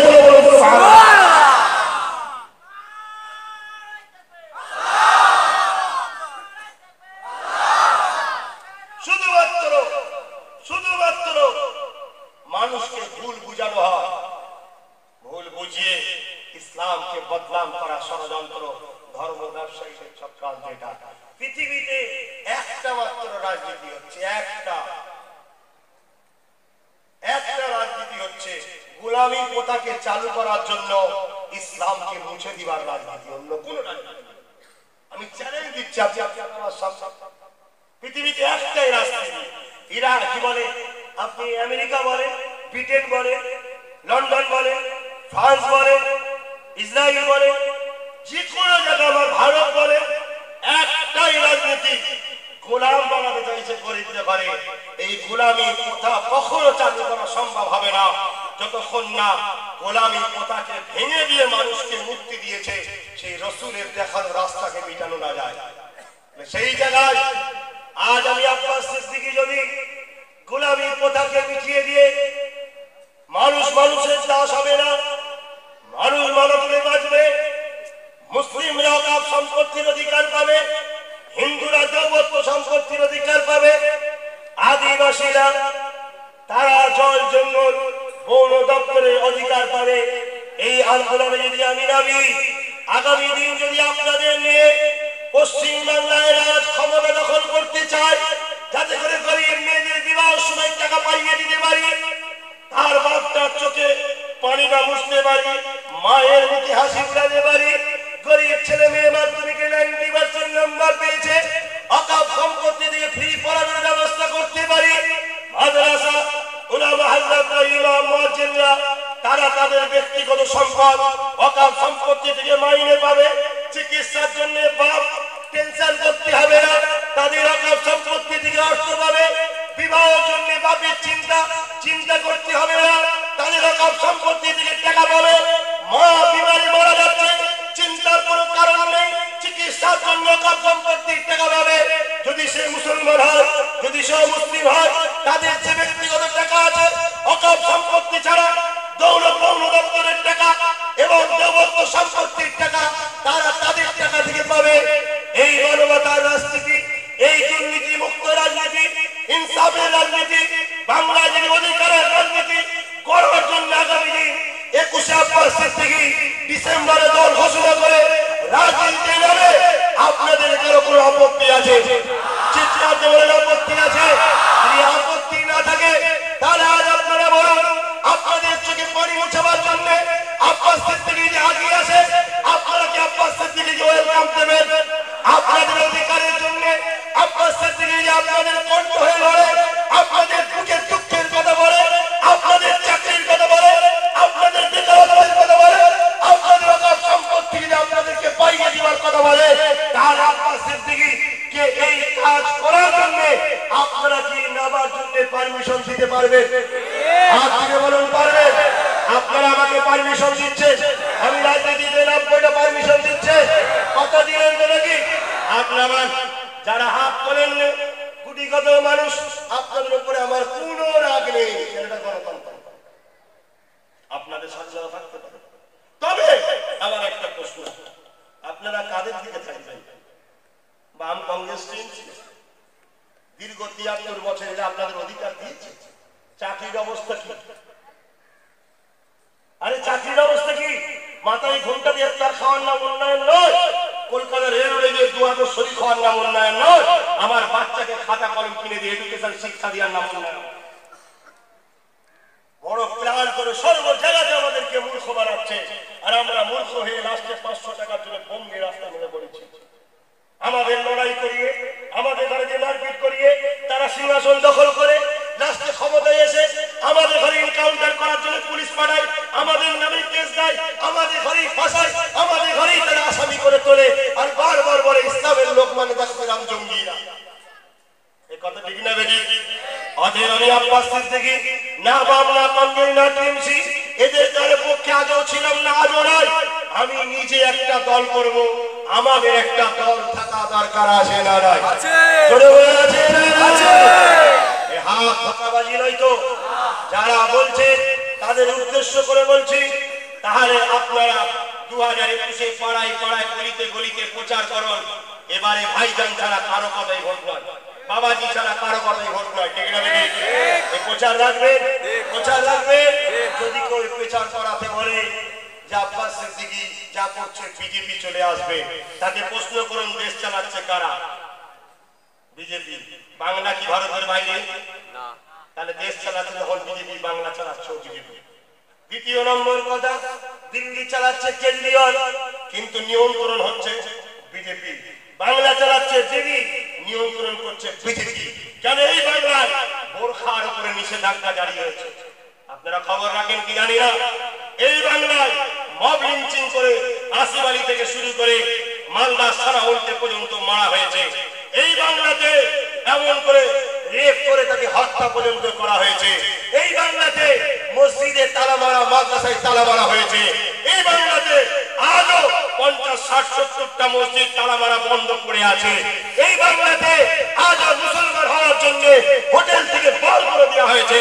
এই বাংলায় আজ কোনটা ইউপি থেকে আলাদা আছে বলুন? বিজেপি বিজেপি বিজেপি বিজেপি চলে আসবে। আরে বিজেপিকে আনা হচ্ছে, বিজেপিকে আনা হচ্ছে। আমি আপনাদেরকে অনুরোধ করছি, বিজেপি যদি কেউ রুখতে চায়, আবার এখান থেকে আহ্বান করছি, তাদেরকে বলবো আসুন আমরা ইউনাইটেড হই। বাম যদি চাও চলে আসো, কংগ্রেস যদি চাও চলে আসো, দিদি যদি চাও চলে আসো, আমরা সবাই এক হয়ে বিজেপিকে রুখবো, ঠিক না বেটি? যে চাইবে না সে আসবে না, যে চাইবে না সে আসবে না। ডিসেম্বরে দল ঘোষণার পরে কিছুদিন সময় দেবো, এর মধ্যে যে আসবে জানবো সে বিজেপি রুখতে চায়, যে আসবে না তাকে বাদ দিয়ে আমরা বাংলায় লড়াই করবো, ঠিক না বেশি? কথা বুঝে আসছে? আরে আমরা ভোট ভাগ করবো না, বুঝে গেল? যেখানে আদিবাসী বেশি আদিবাসী প্রার্থী হবে, যেখানে দলিত বেশি দলিত প্রার্থী হবে, যেখানে মতুয়া বেশি মতুয়া সম্প্রদায়ের প্রার্থী হবে, যেখানে মুসলমান বেশি মুসলমান প্রার্থী হবে। আমরা ভাগ যোগ করে নেবো, মিটিং যাবে। এক কথা বুঝছেন না? বলেন না? আমরা কারো কিনা গোলাম নয়, কারো জমিদারি নয় বাংলা, কারো বাবাকারী সম্পত্তি নয় বাংলা, যে শুধু আমরাই রাজনীতি করব আর মুসলমানরা শুধু ছাড় দিবে অফিসগুলো, না। কথা বুঝে আসছে? আমার বক্তব্য হলো এটাই, যে ৭৩ বছর পরের ক্লাবের হয়ে খেলেছি, ভাড়া নিয়েছি, চলে এসেছি। আমাদের বক্তব্য এবারে উল্টো, খেলবো একসাথে, খেলবো একসাথে, খেলবো একসাথে, খেলবো ভাড়া না, আমার হিস্সা আমায় দিতে হবে, ঠিক না বেটি? খাটবো একসাথে। চলো, রাজপ্রসাদ তৈরি হবে তো, রাজপ্রসাদ তৈরি হবে তো, নেতা তৈরি হবে তো, চলো খাটবো। কিন্তু তোমার যদি ১৬০টা থাকে, আমার তো ১৪০টা থাকতে হবে, ঠিক না বেটি? অতএব এই ৪০টা জায়গায় আমরা দল করবো, আমরা প্রার্থী দেবো। তুমি কে প্রার্থী দিবা? কে তুমি? কেন আমার ভোটকে ভাগ করতে আসবে টিএমসি? কেন ভোট ভাগ করতে আসবে বামফ্রন্ট? কেন ভোট ভাগ করতে আসবে কংগ্রেস? আমার এলাকায় ভোট দিবি না, পারমিশন মানা করে দিলাম, প্রার্থী দিবি না। আমার এলাকায় আমি প্রার্থী দেবো, আমাদের প্রয়োজন হয় তোর সঙ্গে জোট করবো। ও ফিরিতে ফিরিতে ভোট নিয়েছ, এতদিন ধরে মুখ্যমন্ত্রী তুমি, স্বরাষ্ট্রমন্ত্রী তুমি, অর্থমন্ত্রী তুমি, শিক্ষামন্ত্রী তুমি, আর দরজার তালা খোলা আমরা। এই রাজ্যে সমস্ত সম্প্রদায়কে এক একটা বড় বড় পদ দিতে হবে, ঠিক না বেটি? যে যা সমাজের মানুষের উন্নয়ন করবে, দেখাশোনা করবে। হ্যাঁ, তোমরা দখল করে বসে আছো, আর আমরা মুসলমান, দলিত, আদিবাসী, মতুয়া, আমরা তো ভিক্ষা চাইছি। কই গো দাদা, কিছু দাও না, এনে এক মুঠে নিয়ে যায় ভিক্ষা। কেন তুই দিবি আমাকে? ওই ভান্ডারে তোর যেমন হাত দিবার অধিকার আছে, ওই ভান্ডারে হাত দিবার অধিকার আমারও আছে। বাংলা তার বাবাকারী সম্পত্তি নয়, এ সবার। ওই ভান্ডারে মতুয়া হাত দেবে, ওর মতো বার করবে, হিন্দু হাত দেবে, হিন্দুদের মতো বার করবে, মুসলমান হাত দেবে, মুসলমানের মতো বার করবে। কারো কাছে হাত পাততে আর রাজি নয়, ঠিক না বেটি? অনেক হয়েছে, অনেক হয়েছে, আর নয়। কিন্তু বারবার বলা হবে বিজেপি চলে আসছে, বলছে না বলেন? যারা বলছে তাদেরকে প্রশ্ন করুন, আব্বাস সিদ্দিকী বলার আগে 18টা বিজেপি এলো কি করে? যারা বলছে তাদেরকে প্রশ্ন করুন, তাদেরকে প্রশ্ন করুন। যদি বিজেপিকে রুখতে হয়, আব্বাস সিদ্দিকী তো বলছে ইউনাইটেড হতে, ইউনাইটেড হচ্ছে না কেন? একটা হচ্ছে না কেন? যারা বলছে বিজেপি চলে আসবে, তাদেরকে প্রশ্ন করুন, পঞ্চায়েত ভোটের সময় বাম কংগ্রেস গুলোকে নমিনেশন জমা দিতে দেওয়া হলো না, তাদেরকে মেরে মেরে মেরে মেরে মেরে মেরে বার করে দিল। বিজেপি নমিনেশন জমা দিচ্ছিল, তারা দাঁড়িয়ে দাঁড়িয়ে এগুলো কেন জবাব দিতে বলা আগে? তাদেরকে জিজ্ঞেস করুন, যখন এনআরসি আর সিএবি হচ্ছিল, দিল্লিতে সমস্ত বিরোধী দল বৈঠক হলো, তারা কেন গেল না জিজ্ঞেস করো। তাদেরকে জিজ্ঞেস করুন, কেন এনআরসির বিরুদ্ধে তারা সুপ্রিম কোর্টে কেস করলো না, তাদেরকে জিজ্ঞেস করুন আগে। কথা বুঝে আসছে? তারা এখন কোনো দিকে উত্তর আর খুঁজে পাচ্ছে না। লাস্টে তারা কিছু ছোট ছোট সংগঠনকে ভাড়াটিয়া খেলতে নামাচ্ছে, ভাড়াটিয়া নামাচ্ছে।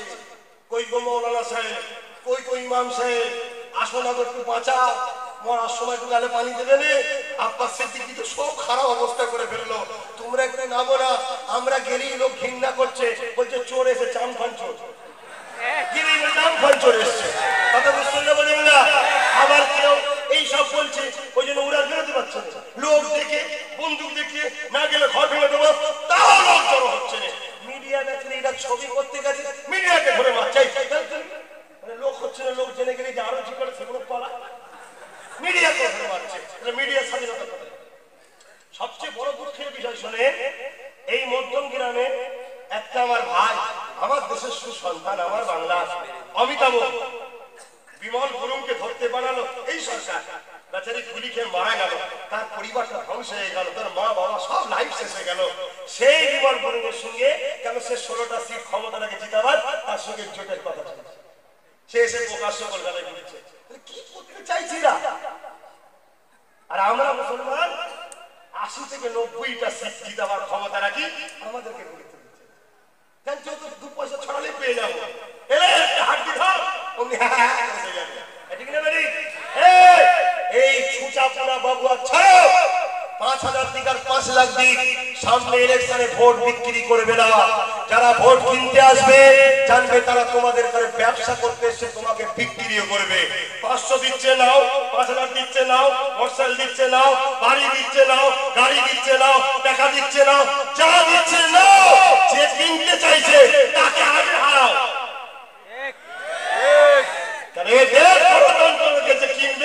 তার বাঁচার অধিকার নেই, তার থাকার অধিকার নেই, তার ক্ষমতায় থাকার অধিকার নেই। ঠিক না বেটি? অতএব কিনতে যে আসবে তাকে তাড়াও। মনে রাখবে এইভাবে আমাদেরকে ইউনাইটেড হতে হবে। কিন্তু বারবার বিজেপি বিজেপি বিজেপি, আবার কিছু কিছু মানুষ আমার বিরোধী বলছে। আমার বিরোধী বলতে বলতে এরকম শোনা যাচ্ছে আমি দূরে মিশে যাবে, আটি গড়াগড়ি খাবো। কথা বুঝে আসছে? আমি আব্বাস সিদ্দিকী, জুলফিকার সিদ্দিকী আল কুরাইশির পোতা, আলী আকবর সিদ্দিকীর বড় সাহেবজাদা, আমি মুজাদ্দেদ জামান আবু বকর সিদ্দিকীর চতুর্থ প্রজন্ম, বিশ্বনবী হযরত মুহাম্মদ সাল্লাল্লাহু আলাইহি সাল্লামের দরবারে একটা কুকুর গোলাম। আমি বলে যাচ্ছি জান দিয়া পছন্দ করব, নীতি কখনো হারাবো না। অতএব আমি আমল নয়, দুধ নয়, নীতিতে যার সঙ্গে মিলবে তার সঙ্গে মিশবো, যে জনকে ধরে দেবে তার সঙ্গে কোনো দিন মিশবো না। বলতে গেল আমি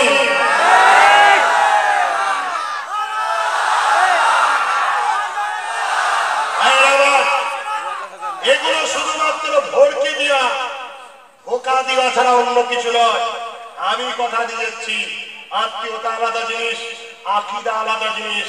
আত্মীয়তাই নবীর চাচা আবু জেহেল আত্মীয়তা, কিন্তু আকীদায় আবু জেহেলের আকীদা আমি মানি না, মুহাম্মদ রাসূলের আকীদা মানি। কথা বুঝা যাচ্ছে? আত্মীয়তা আলাদা জিনিস, আকীদা আলাদা জিনিস।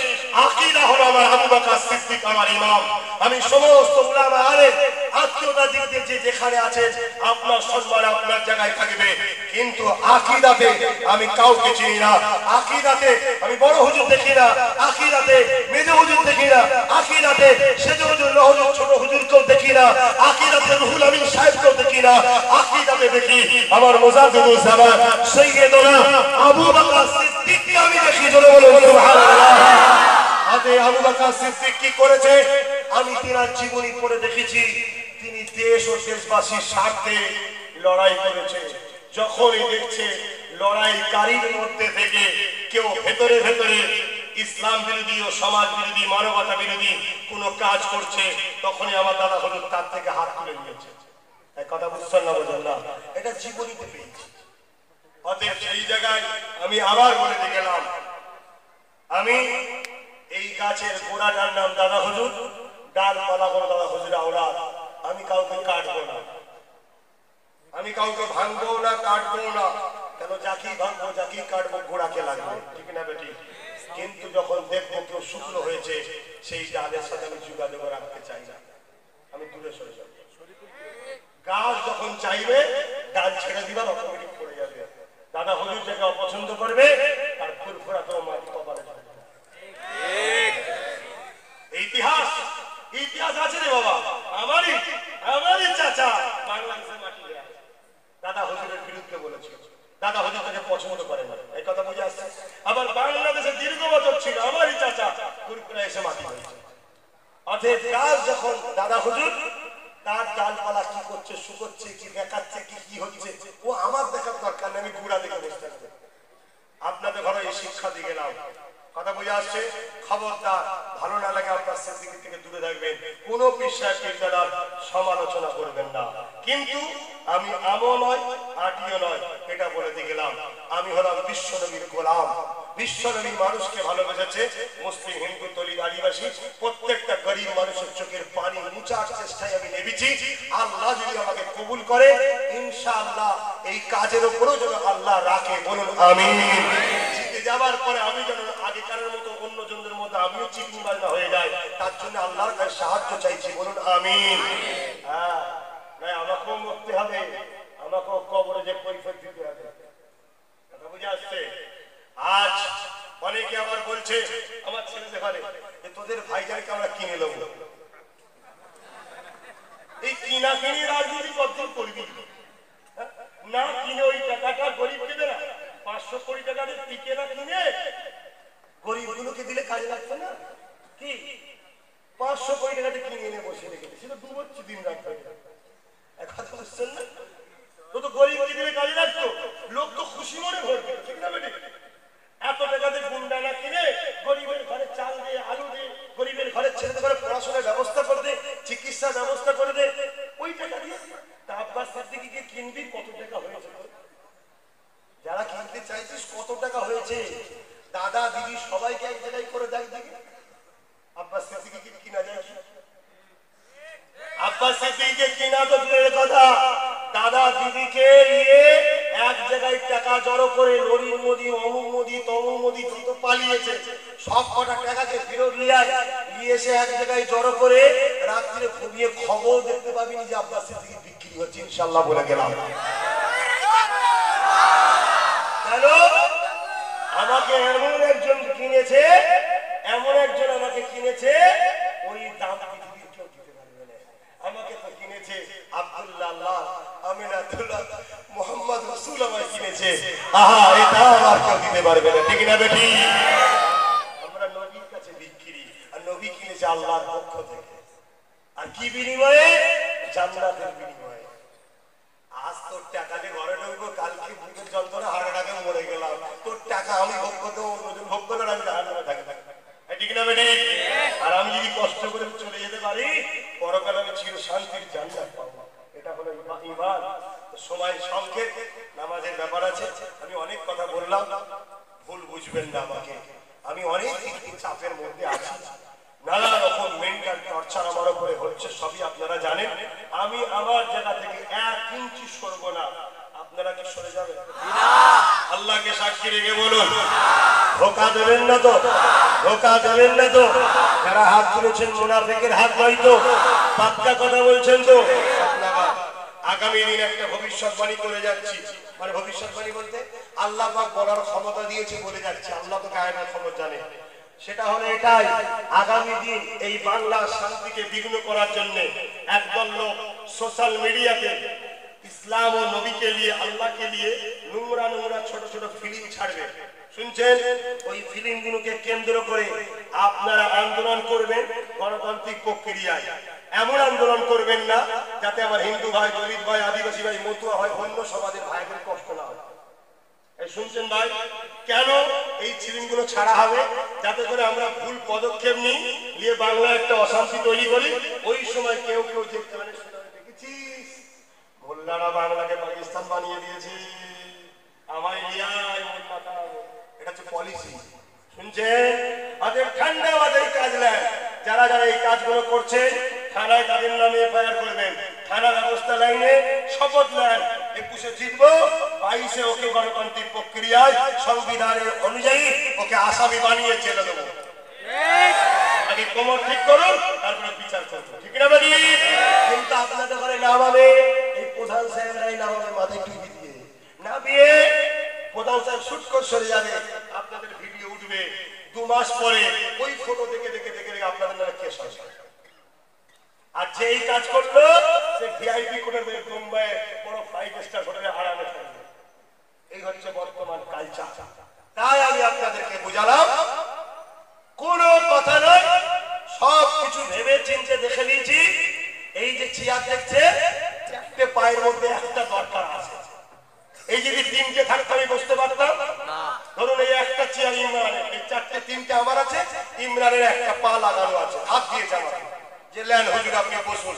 এখানে বসে আমি যাই করি নাই করি একে বাঁচিয়ে করবো, কেন সুট করে টেনে নিলেই পড়ে যাবো, কেন এই পাটা আর 3টে আমার থেকেও লাভ নেই, কথা ঠিক না বেটি?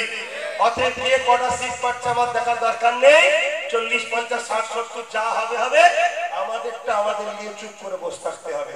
বাম এসে বলবে ভাই আমাদেরটা দেন না, দেবো, তুমি মুখ্যমন্ত্রী মুখ্যমন্ত্রী হবে, তারপরে টামাই দাও। কথা বুঝছেন না? এই কথা বুঝছেন না? বুঝেন না? যদি বলে কংগ্রেস ভাই আপনারটা দেন, চলে আপনি মুখ্যমন্ত্রী হবেন, তারপরে সিটটা আমাকে দেন। আমাকে বলতে আমি বসবো না, আমি হুজুর হুজুরি থাকবে, আমি জলসা করবো, বাবারা বাবারা ঠিক করবো, চিন্তার কোনো কারণ নেই। কথা বুঝে আসছে? কি দিদি এসে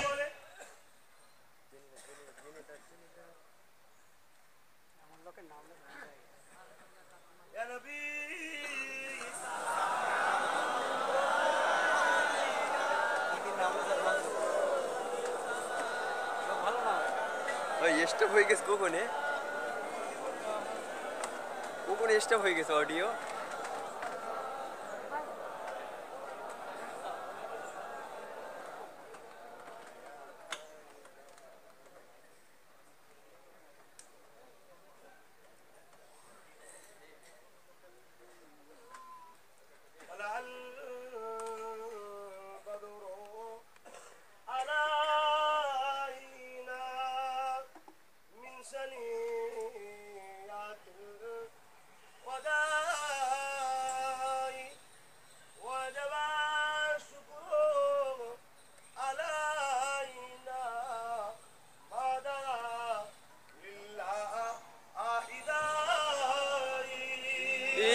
नबी सलाम अलैका रसूल सलाम अलैका या हबीब सलाम अलैका सलावतुल्लाह अलैका কঠিনো হাসরের দিনে কি আছে মোদের কপালে গুনাহগার উম্মাহ আতো আপনার লইবেন সঙ্গে মাহশরে নবী সালাম ইয়া রাসূল সালাম ইয়া হাবিব সালাম সালাতুল্লাহ। সকলে বসে দোয়া হবে। ইয়া রাব্বি সাল্লাল্লাহু আলাইহি ওয়াসাল্লাম। ভাইরা ভাই, একটা বিশেষ কথা, আমি এই কথাগুলো বললাম, আপনাদের কারো আপত্তি হলো? আমার জলসাগুলোকে বন্ধ করার জন্য উঠে পড়ে লেগেছে, শুনছেন? এবং আমার জলসা কমিটি যারা, তাদের নামে মিথ্যা মিথ্যা কেস দিবারও প্ল্যান করছে, শুনছেন না? আপনারা গ্রামবাসী একটা নির্দোষ ছেলের উপরে কিছু বিপদ হলে ঝাঁপিয়ে পড়বেন না, সবাই একমত হয়ে যান, একমত হয়ে যান, কেউ কিছু করতে পারবে, ঠিক না বেটি? হ্যাঁ, আমি বলে গেলাম, যাদের উপর জুলুম হবে তাদেরও লিস্ট করে রাখবে, যারা জুলুম করছে তাদেরও লিস্ট করে রাখবে। বলছেন না উনি জলসা করছে, করুক, ওনার জলসাটা বন্ধ করে দেয়, বাকি সবাই আসে। কেন রে বাবা, ভারতের সংবিধানে কোন জায়গায় লেখা আছে যে আপনার সিদ্দিকী জলসা চলবে না? এই আছে না? সবার তো হবে, ওনার হবে না, তার মানে যদি আমারটা না হয় আরোটা হবে। ঠিক না বেটি? তুমি সংবিধান যদি কাজ করলে হবে না। দ্বিতীয় নম্বর কথা, না উনি ধর্মীয় জলসায় রাজনীতির কথা বলবে কেন? বলছো না, বলে দুটো উত্তর। আমার ধর্মের রাজনীতির কথা আছে তাই বলেছি, অন্য কোন ধর্মের রাজনীতির কথা আছে না আছে আমার জানা নেই। আমার ধর্ম ইসলাম 100% কমপ্লিট, ইসলামের রাজনীতির কথা আছে না না?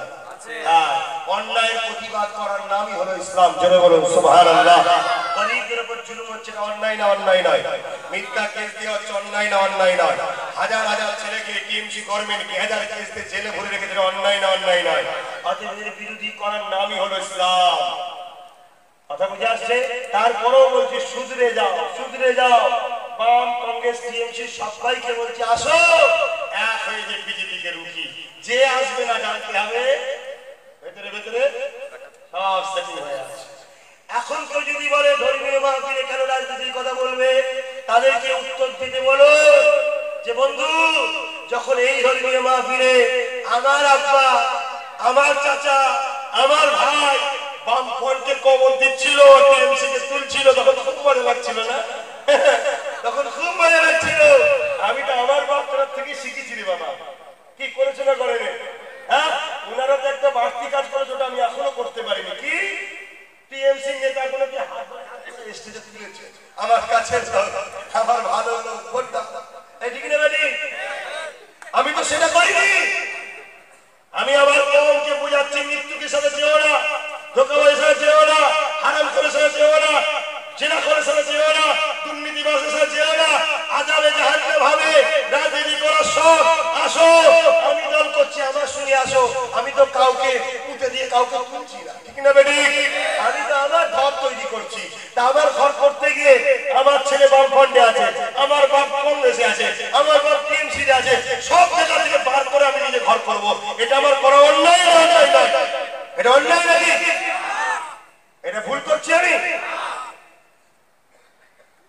অতএব সব তো বাবা আগে হয়েছে অনেক কিছু, এখন আর ফতোয়া দিতে গেলে হয় কি? এখন আর ফতোয়া দিতে হবে না। শত শেষ কথা, তিনটে কাজ দিয়ে দিচ্ছি। 5 ওয়াক্ত নামাজ পড়বেন, এটা তো পড়তে হয়, কিন্তু নামাজ পড়ার পরে আমার জন্য দোয়া করবেন, আব্বা, ভাই, মা, বোন, যাতে করে জালিমদের হাত থেকে আল্লাহ আমার জানমাল হেফাজত করে, বাংলা দুর্নীতি মুক্ত যেন তৈরি করতে পারি। বলুন আমিন। আল্লাহ যেন আমার জিতাই, বলুন আল্লাহুম্মা আমিন। দ্বিতীয় নম্বর হলো, আমার কাজ আপনারা করবেন না, এটা আমার একার কাজ না, আপনাদের প্রত্যেকে মা, বাপ, ভাই, বোন, আত্মীয় স্বজন সবাইকে বুঝান যে বাবাজিকে এইভাবে ভোট দেবো, ভাইদের কিভাবে ভোট দেবো। অর্থাৎ যেখানে আমি দেবো, আমাকে অনেক এমন জায়গা আছে, আমার আদিবাসীর সঙ্গে চুক্তি হয়েছে, মতুয়ার সঙ্গে চুক্তি হয়েছে, দলিতের সঙ্গে চুক্তি হয়েছে, যেখানে আপনারা বেশি আমাদের ভোট পাও, আপনারা সিট দেন, আমরা আপনাদের ভোট পাবো, আমাদের চিকট আছে আপনাকে দেবো। যেখানে আমরা বেশি আমরা দেবো, আপনারা দেন। এই যে আমডাঙ্গা আমরা বেশি, ঠিক না বেশি? এখানে আমরা সিট দেবো, ওনারা আমাদেরকে ভোট দেবে। পাশে আমরা, ওনারা বেশি মতুয়ারা সিট দেবে, আমরা মুসলমান ভোট দেবো। গাইঘাটায় আমার বহু সংগঠন ছেলে আছে, ওখানে মতুয়ারা সিট দেবে, আমরা মতুয়া ভাইদের ভোট দেবো। কথা বুঝে আসছে না? এইভাবে পুরুলিয়া, বাঁকুড়া, দিনাজপুর সব জায়গাতে আমাদের কাজ চলছে। কি ভাবছেন আপনি? চুপ করে আছেন না? আমি আমার কাজ চালিয়ে যাচ্ছি। ও বুঝতে পেরে গেছে না, এত পিছনে লাগে নাকি? বুঝতে পেরে গেছে।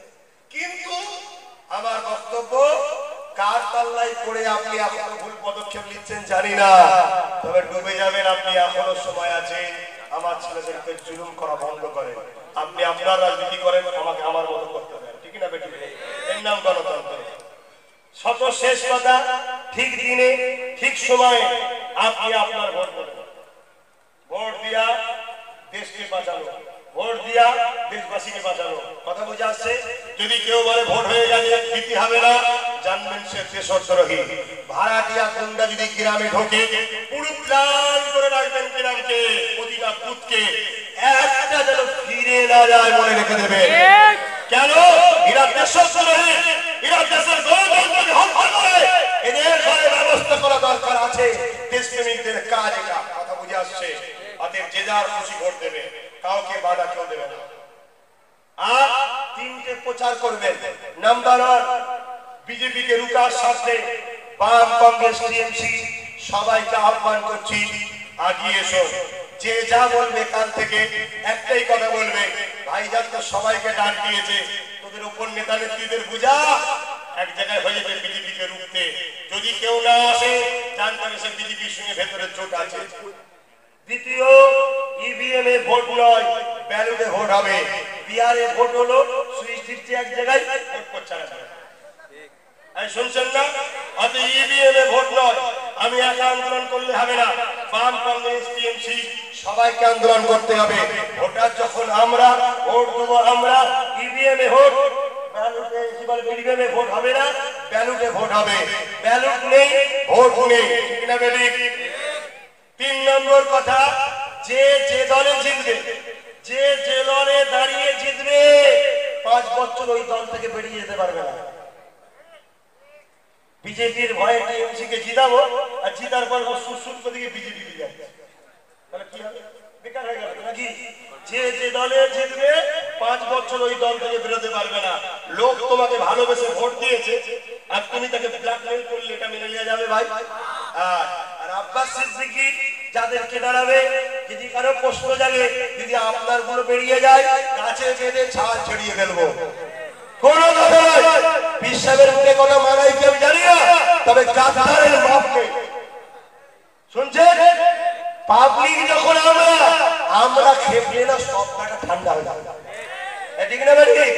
তুমি পাকামো ধরেছ, অতএব আমি দিবার আগে সব বেঁধে লিখছি আটো পর, অত সহজ হবো না, সব কথা বলা যাবে না। সে অনেক দিক দিয়ে বেঁধে লিখছি, নাম দিয়ে ফেলবো, যাবি কোথায় এখানেই থাকতে হবে। আর নয় তোকে টিকিট নিতে হবে না, বেরিয়ে যা, টিকিট নিবার অনেক লোক আছে, কাউকে না ভাই করিয়ে দেবো, দেখি যাবো ভোট জিতিয়ে দেবো, ঠিক না? আমাকে যখন দেখে ভোট দেবেন, আমার পরে যখন ভোট দেবেন, কেন দরকার নেই, ঠিক না বেটি? কিছু সমস্যা হবে, এমএলএ কোথা, মন্ত্রী কোথা খোঁজার দরকার নেই, ভাইজান কোথা খুঁজবেন, ভাইজান বাবাজি কোথা, আমাকে বলবেন, ওই কাজ আপনার ওখান থেকে বসে আমি ফোন করে সমাধান করে দেবো। বিশ্বাস আছে বাচ্চার ভাইয়ের উপরে বিশ্বাস আছে? 6টা কাজ দিয়ে গেলাম, মনে থাকবে এই কাজগুলো করবে, চুপচাপ ভেতরে ভেতরে থাকুন।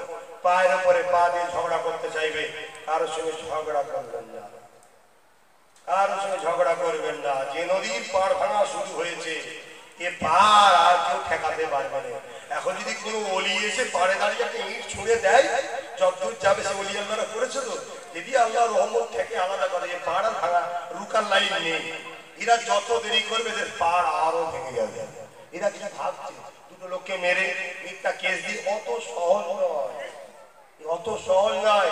যখন কেস জেল থেকে বেরোচ্ছে দেখি গলায় মালা দিয়ে তোপ দিতে ছুটছে, কোথা ছিল রে, ফোন করেছি এ পাশে রয়েছে, কে কোথা নিয়ে যাচ্ছ, আমাকে তো সব কথা শোনাই না, কথা না আমার মনে চাপ করে সব কথা শোনাই না, কাজ অনেক কিছু করে। আল্লাহ এদের ভালো করুক, এদের ভালো করুক আল্লাহ। আরো যারা ছেলেরা আছে গ্রামে, এই অঞ্চলে গাড়ি সব রয়েছে, ঘাট বলো না, এই অঞ্চলে সব ছেলেরা রয়েছে, আল্লাহ এদের ভালো করুক, বলুন আমিন। সব এদের সঙ্গে থাকবে, ছোট ছোট ছেলেগুলো যদি তোমাদের বেঁচে থাকতে থাকতে নেতা হয়, তোমাদের বুক ফাটবে না, আপনারা বুক থাকবে। বাপ যদি অনেক হিংসুক হয়, এর ওষুধ নেই বাপ, তাহলে তো ছেলে বলবে কবে তুই মরবি, কবে তুই মরবি, তোর পরে আমি নেতা হবে, তোর পরে। আরে বাপ তো বেঁচে থাকতে থাকতে ছেলেগুলোকে তৈরি করবি, ঠিক না বেটি? প্রত্যেকটা বাপের খুশি হওয়া দরকার। আজকে আব্বাস সিদ্দিকীর পাল্লায় পড়ে ছেলেগুলো মসজিদ মুখ হয়েছে, বিড়ি খাওয়া ছেড়েছে, মদ খাওয়া ছেড়েছে, গান শোনা ছেড়েছে, টিভি দেখা ছেড়েছে, যাত্রা যাওয়া ছেড়েছে, কমসে কম মোবাইলে জলসা শোনে আব্বাস সিদ্দিকী, ঠিক না? বাপেদের খুশি হওয়া দরকার না, ওই যে ছেলে নেতা হবে বাপের মাথায় কাজ করে।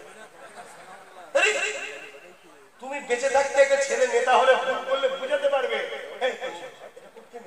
লোক বদনাম হয়ে যাবে, এটা এইভাবে করতে হয়, ট্রেনিং দেওয়া দরকার। তুমি চলে গেলে ছেলে নেতা হলে ও কোনো দিশে খুঁজে পাবে না, ঠিক না বেটি? তোমার ছেলের বদনাম হবে, তুমি কবরে শুয়ে শুয়ে ছেলের জন্য তুমি গাল খাবে, এখন তুমি ট্রেনিং দেওয়া দরকার, ঠিক না বেটি? সেটি যে আপনার থেকে আপনার বাচ্চাগুলো করে দেয়, আমার বাপেরা কি অখুশি হবেন নাকি? আমার বাপেরা দোয়া করবে, আব্বা মা ভাই বোন সবার কাছে আশা রাখলাম 2021-এ বাবাজির কথা, ভাইজানের কথা, শেষ কথা হাত তুলে একবার শেষবার দেখিয়ে দেয়, নারে তাকবীর, নারে তাকবীর, আরো বর্ষো, আরো বর্ষো, নারে তাকবীর। আসুন আগামী দিন ডিসেম্বরে দল ঘোষণা হচ্ছে ইনশাআল্লাহ, বড় বড় জনসভা হবে রাজনীতির ব্যানারে। এই ব্যানারটা রাজনীতির নয়, এটা ধর্মীয় সংগঠনের ব্যানার। এর বিরোধী মানে ইসলামের বিরোধী করছে, শুনছেন? অতএব আগামী দিন রাজনীতির ব্যানারে বড় বড় জনসভা হবে, আপনারা খবর পেলে যাবেন তো? কিভাবে যাবেন? ঘরে যে ড্রেসে থাকেন, ঘরে যে ড্রেসে থাকেন ওই ড্রেসে যাবেন। কেন? সেখানে হিন্দু আসবে, দলিত আসবে, আদিবাসী আসবে, মতো আসবে, বক্তাও আসবে, শ্রোতাও আসবে, ওই ড্রেসে যাবে। আর ওখানে বক্তা হিসেবে আমিও থাকবো, আরো ধর্মের মানুষ থাকবে। স্লোগানটা দুটো হবে, দেশের প্রেম আর মানব সেবার স্লোগান হবে, অন্য কোন স্লোগান যেন না হয় সেখানে। মনে থাকবে, মনে থাকবে, কেন আমরা সবাই মিলে একসাথে দেশ সেবা, দেশবাসীর সেবা করতে চলেছি। খুব শিগগিরই হয়তো অশোকনগরে আমার ঘরে আমাকে ইনভাইট করে নিয়ে যাবে, আমার হিন্দু ভাইরা ইনভাইট করে নিয়ে যাবে। তারা প্রেসান করে দিচ্ছে যে হুজুর ভাইজান কি আমাদের ভাইজান নয়? আমি বলছি অবশ্যই আপনাদের ভাইজান, কিন্তু আমার তো 1-1.5 বছর আগে দাওয়াত হয়ে থাকে, সমস্যা তো এই জায়গায় না। তারপরও আমি বলেছি যেমন করে হোক আপনাদের একটা ডেট খুব তাড়াতাড়ি ম্যানেজ করব, আমি যাব, আপনারা খবর পেলেও যাবেন। জাতি ধর্ম বর্ণ নির্বিশেষে সেখানে মানব সেবার আলোচনা হবে, ধর্মে মানব সেবাকে কতটা গুরুত্ব দিয়েছে। ইসলাম বলছে সব থেকে ইসলামে ভালো কাজ হলো ক্ষুধার্ত গরিবকে খানা খাওয়ানো হলো ইসলামের ভালো কাজ। জোরে বলুন সুবহানাল্লাহ। কি বলছেন আপনি? সেবা করা কত কাজ জানেন? আর সময় দিতে পারছি না, কেন নামাজের ব্যাপার আছে। একটুখানি ছেলেরা যাচ্ছে 10, 20, 50। আর একটা কথা, ডিসেম্বরে হয়তো ক্রিকেট হতে পারে, যদি সবাই করে আমি করবো।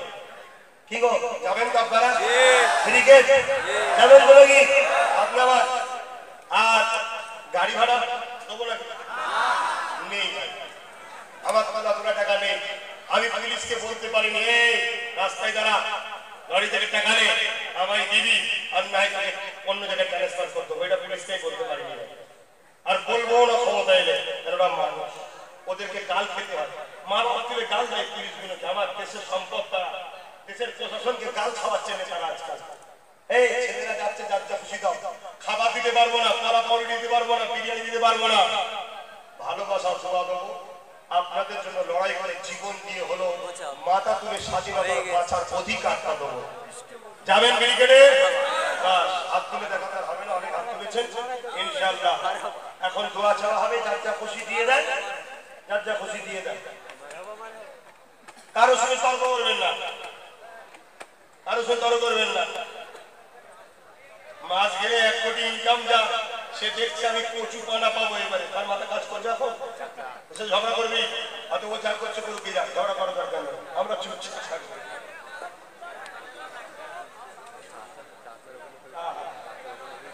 আমি দুঃখের খবর একটা আমি জানতাম না, এই শোনালো। এই পাড়ারই একটা বাচ্চা ছেলে 10 বছর বয়সে ইন্তেকাল হয়ে গেছে। তো বেগুনা, তার তো গোনা নেই, বেশাক সে জান্নাতি। জোরে বলে সুবহানাল্লাহ। কোনো গোনা নেই, কথা বুঝে আসছে। আজকে সেই বাচ্চা চলে গেছে, আমি জানতাম, এই শোনালো। তার জন্য দোয়া চাওয়া হবে, আর আমরাও দোয়া চাওয়া হবে। ছেলেরা একটু দাও গো, আপনারা দেন। দরুদ শরীফ সূরা ফাতিহা শিখ করে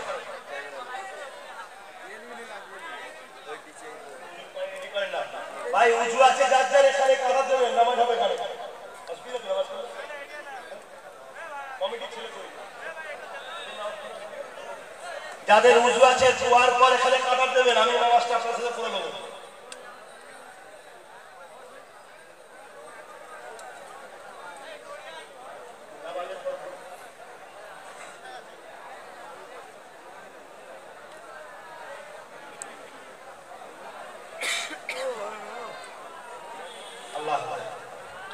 মোটামুটি দোয়া হবে এখন। এটা তো খারাপ জিনিস ভাই, দুঃখ দিয়া জিনিস। নামাজের দুয়ার পরে নামাজ হবে, তারপরে আপনারা যে যার মতো চলে যাবেন। বসে যারা টাকা তুলছে তাদের দেন, বাকিরা বসে আসে। এটা করেছেন আমাকে হাওলা করেন। বিসমিল্লাহির রহমানির রহিম। আল্লাহ তাআলা আমি জানা অজানা, ইচ্ছা ও ইচ্ছা সকল গুনাহ হইতে তওবা করিতেছি। আস্তাগফিরুল্লাহ রাব্বি মিন কুল্লি যামবি ওয়া আতুবু ইলাইহি। আশহাদু আল্লা ইলাহা ইল্লাল্লাহ ওয়াহদাহু লা শারীকা লাহু ওয়া আশহাদু আন্না মুহাম্মাদান আবদুহু ওয়া রাসূলুহু। লা ইলাহা ইল্লাল্লাহ মুহাম্মাদুর রাসূলুল্লাহ সাল্লাল্লাহু আলাইহি ওয়াসাল্লাম।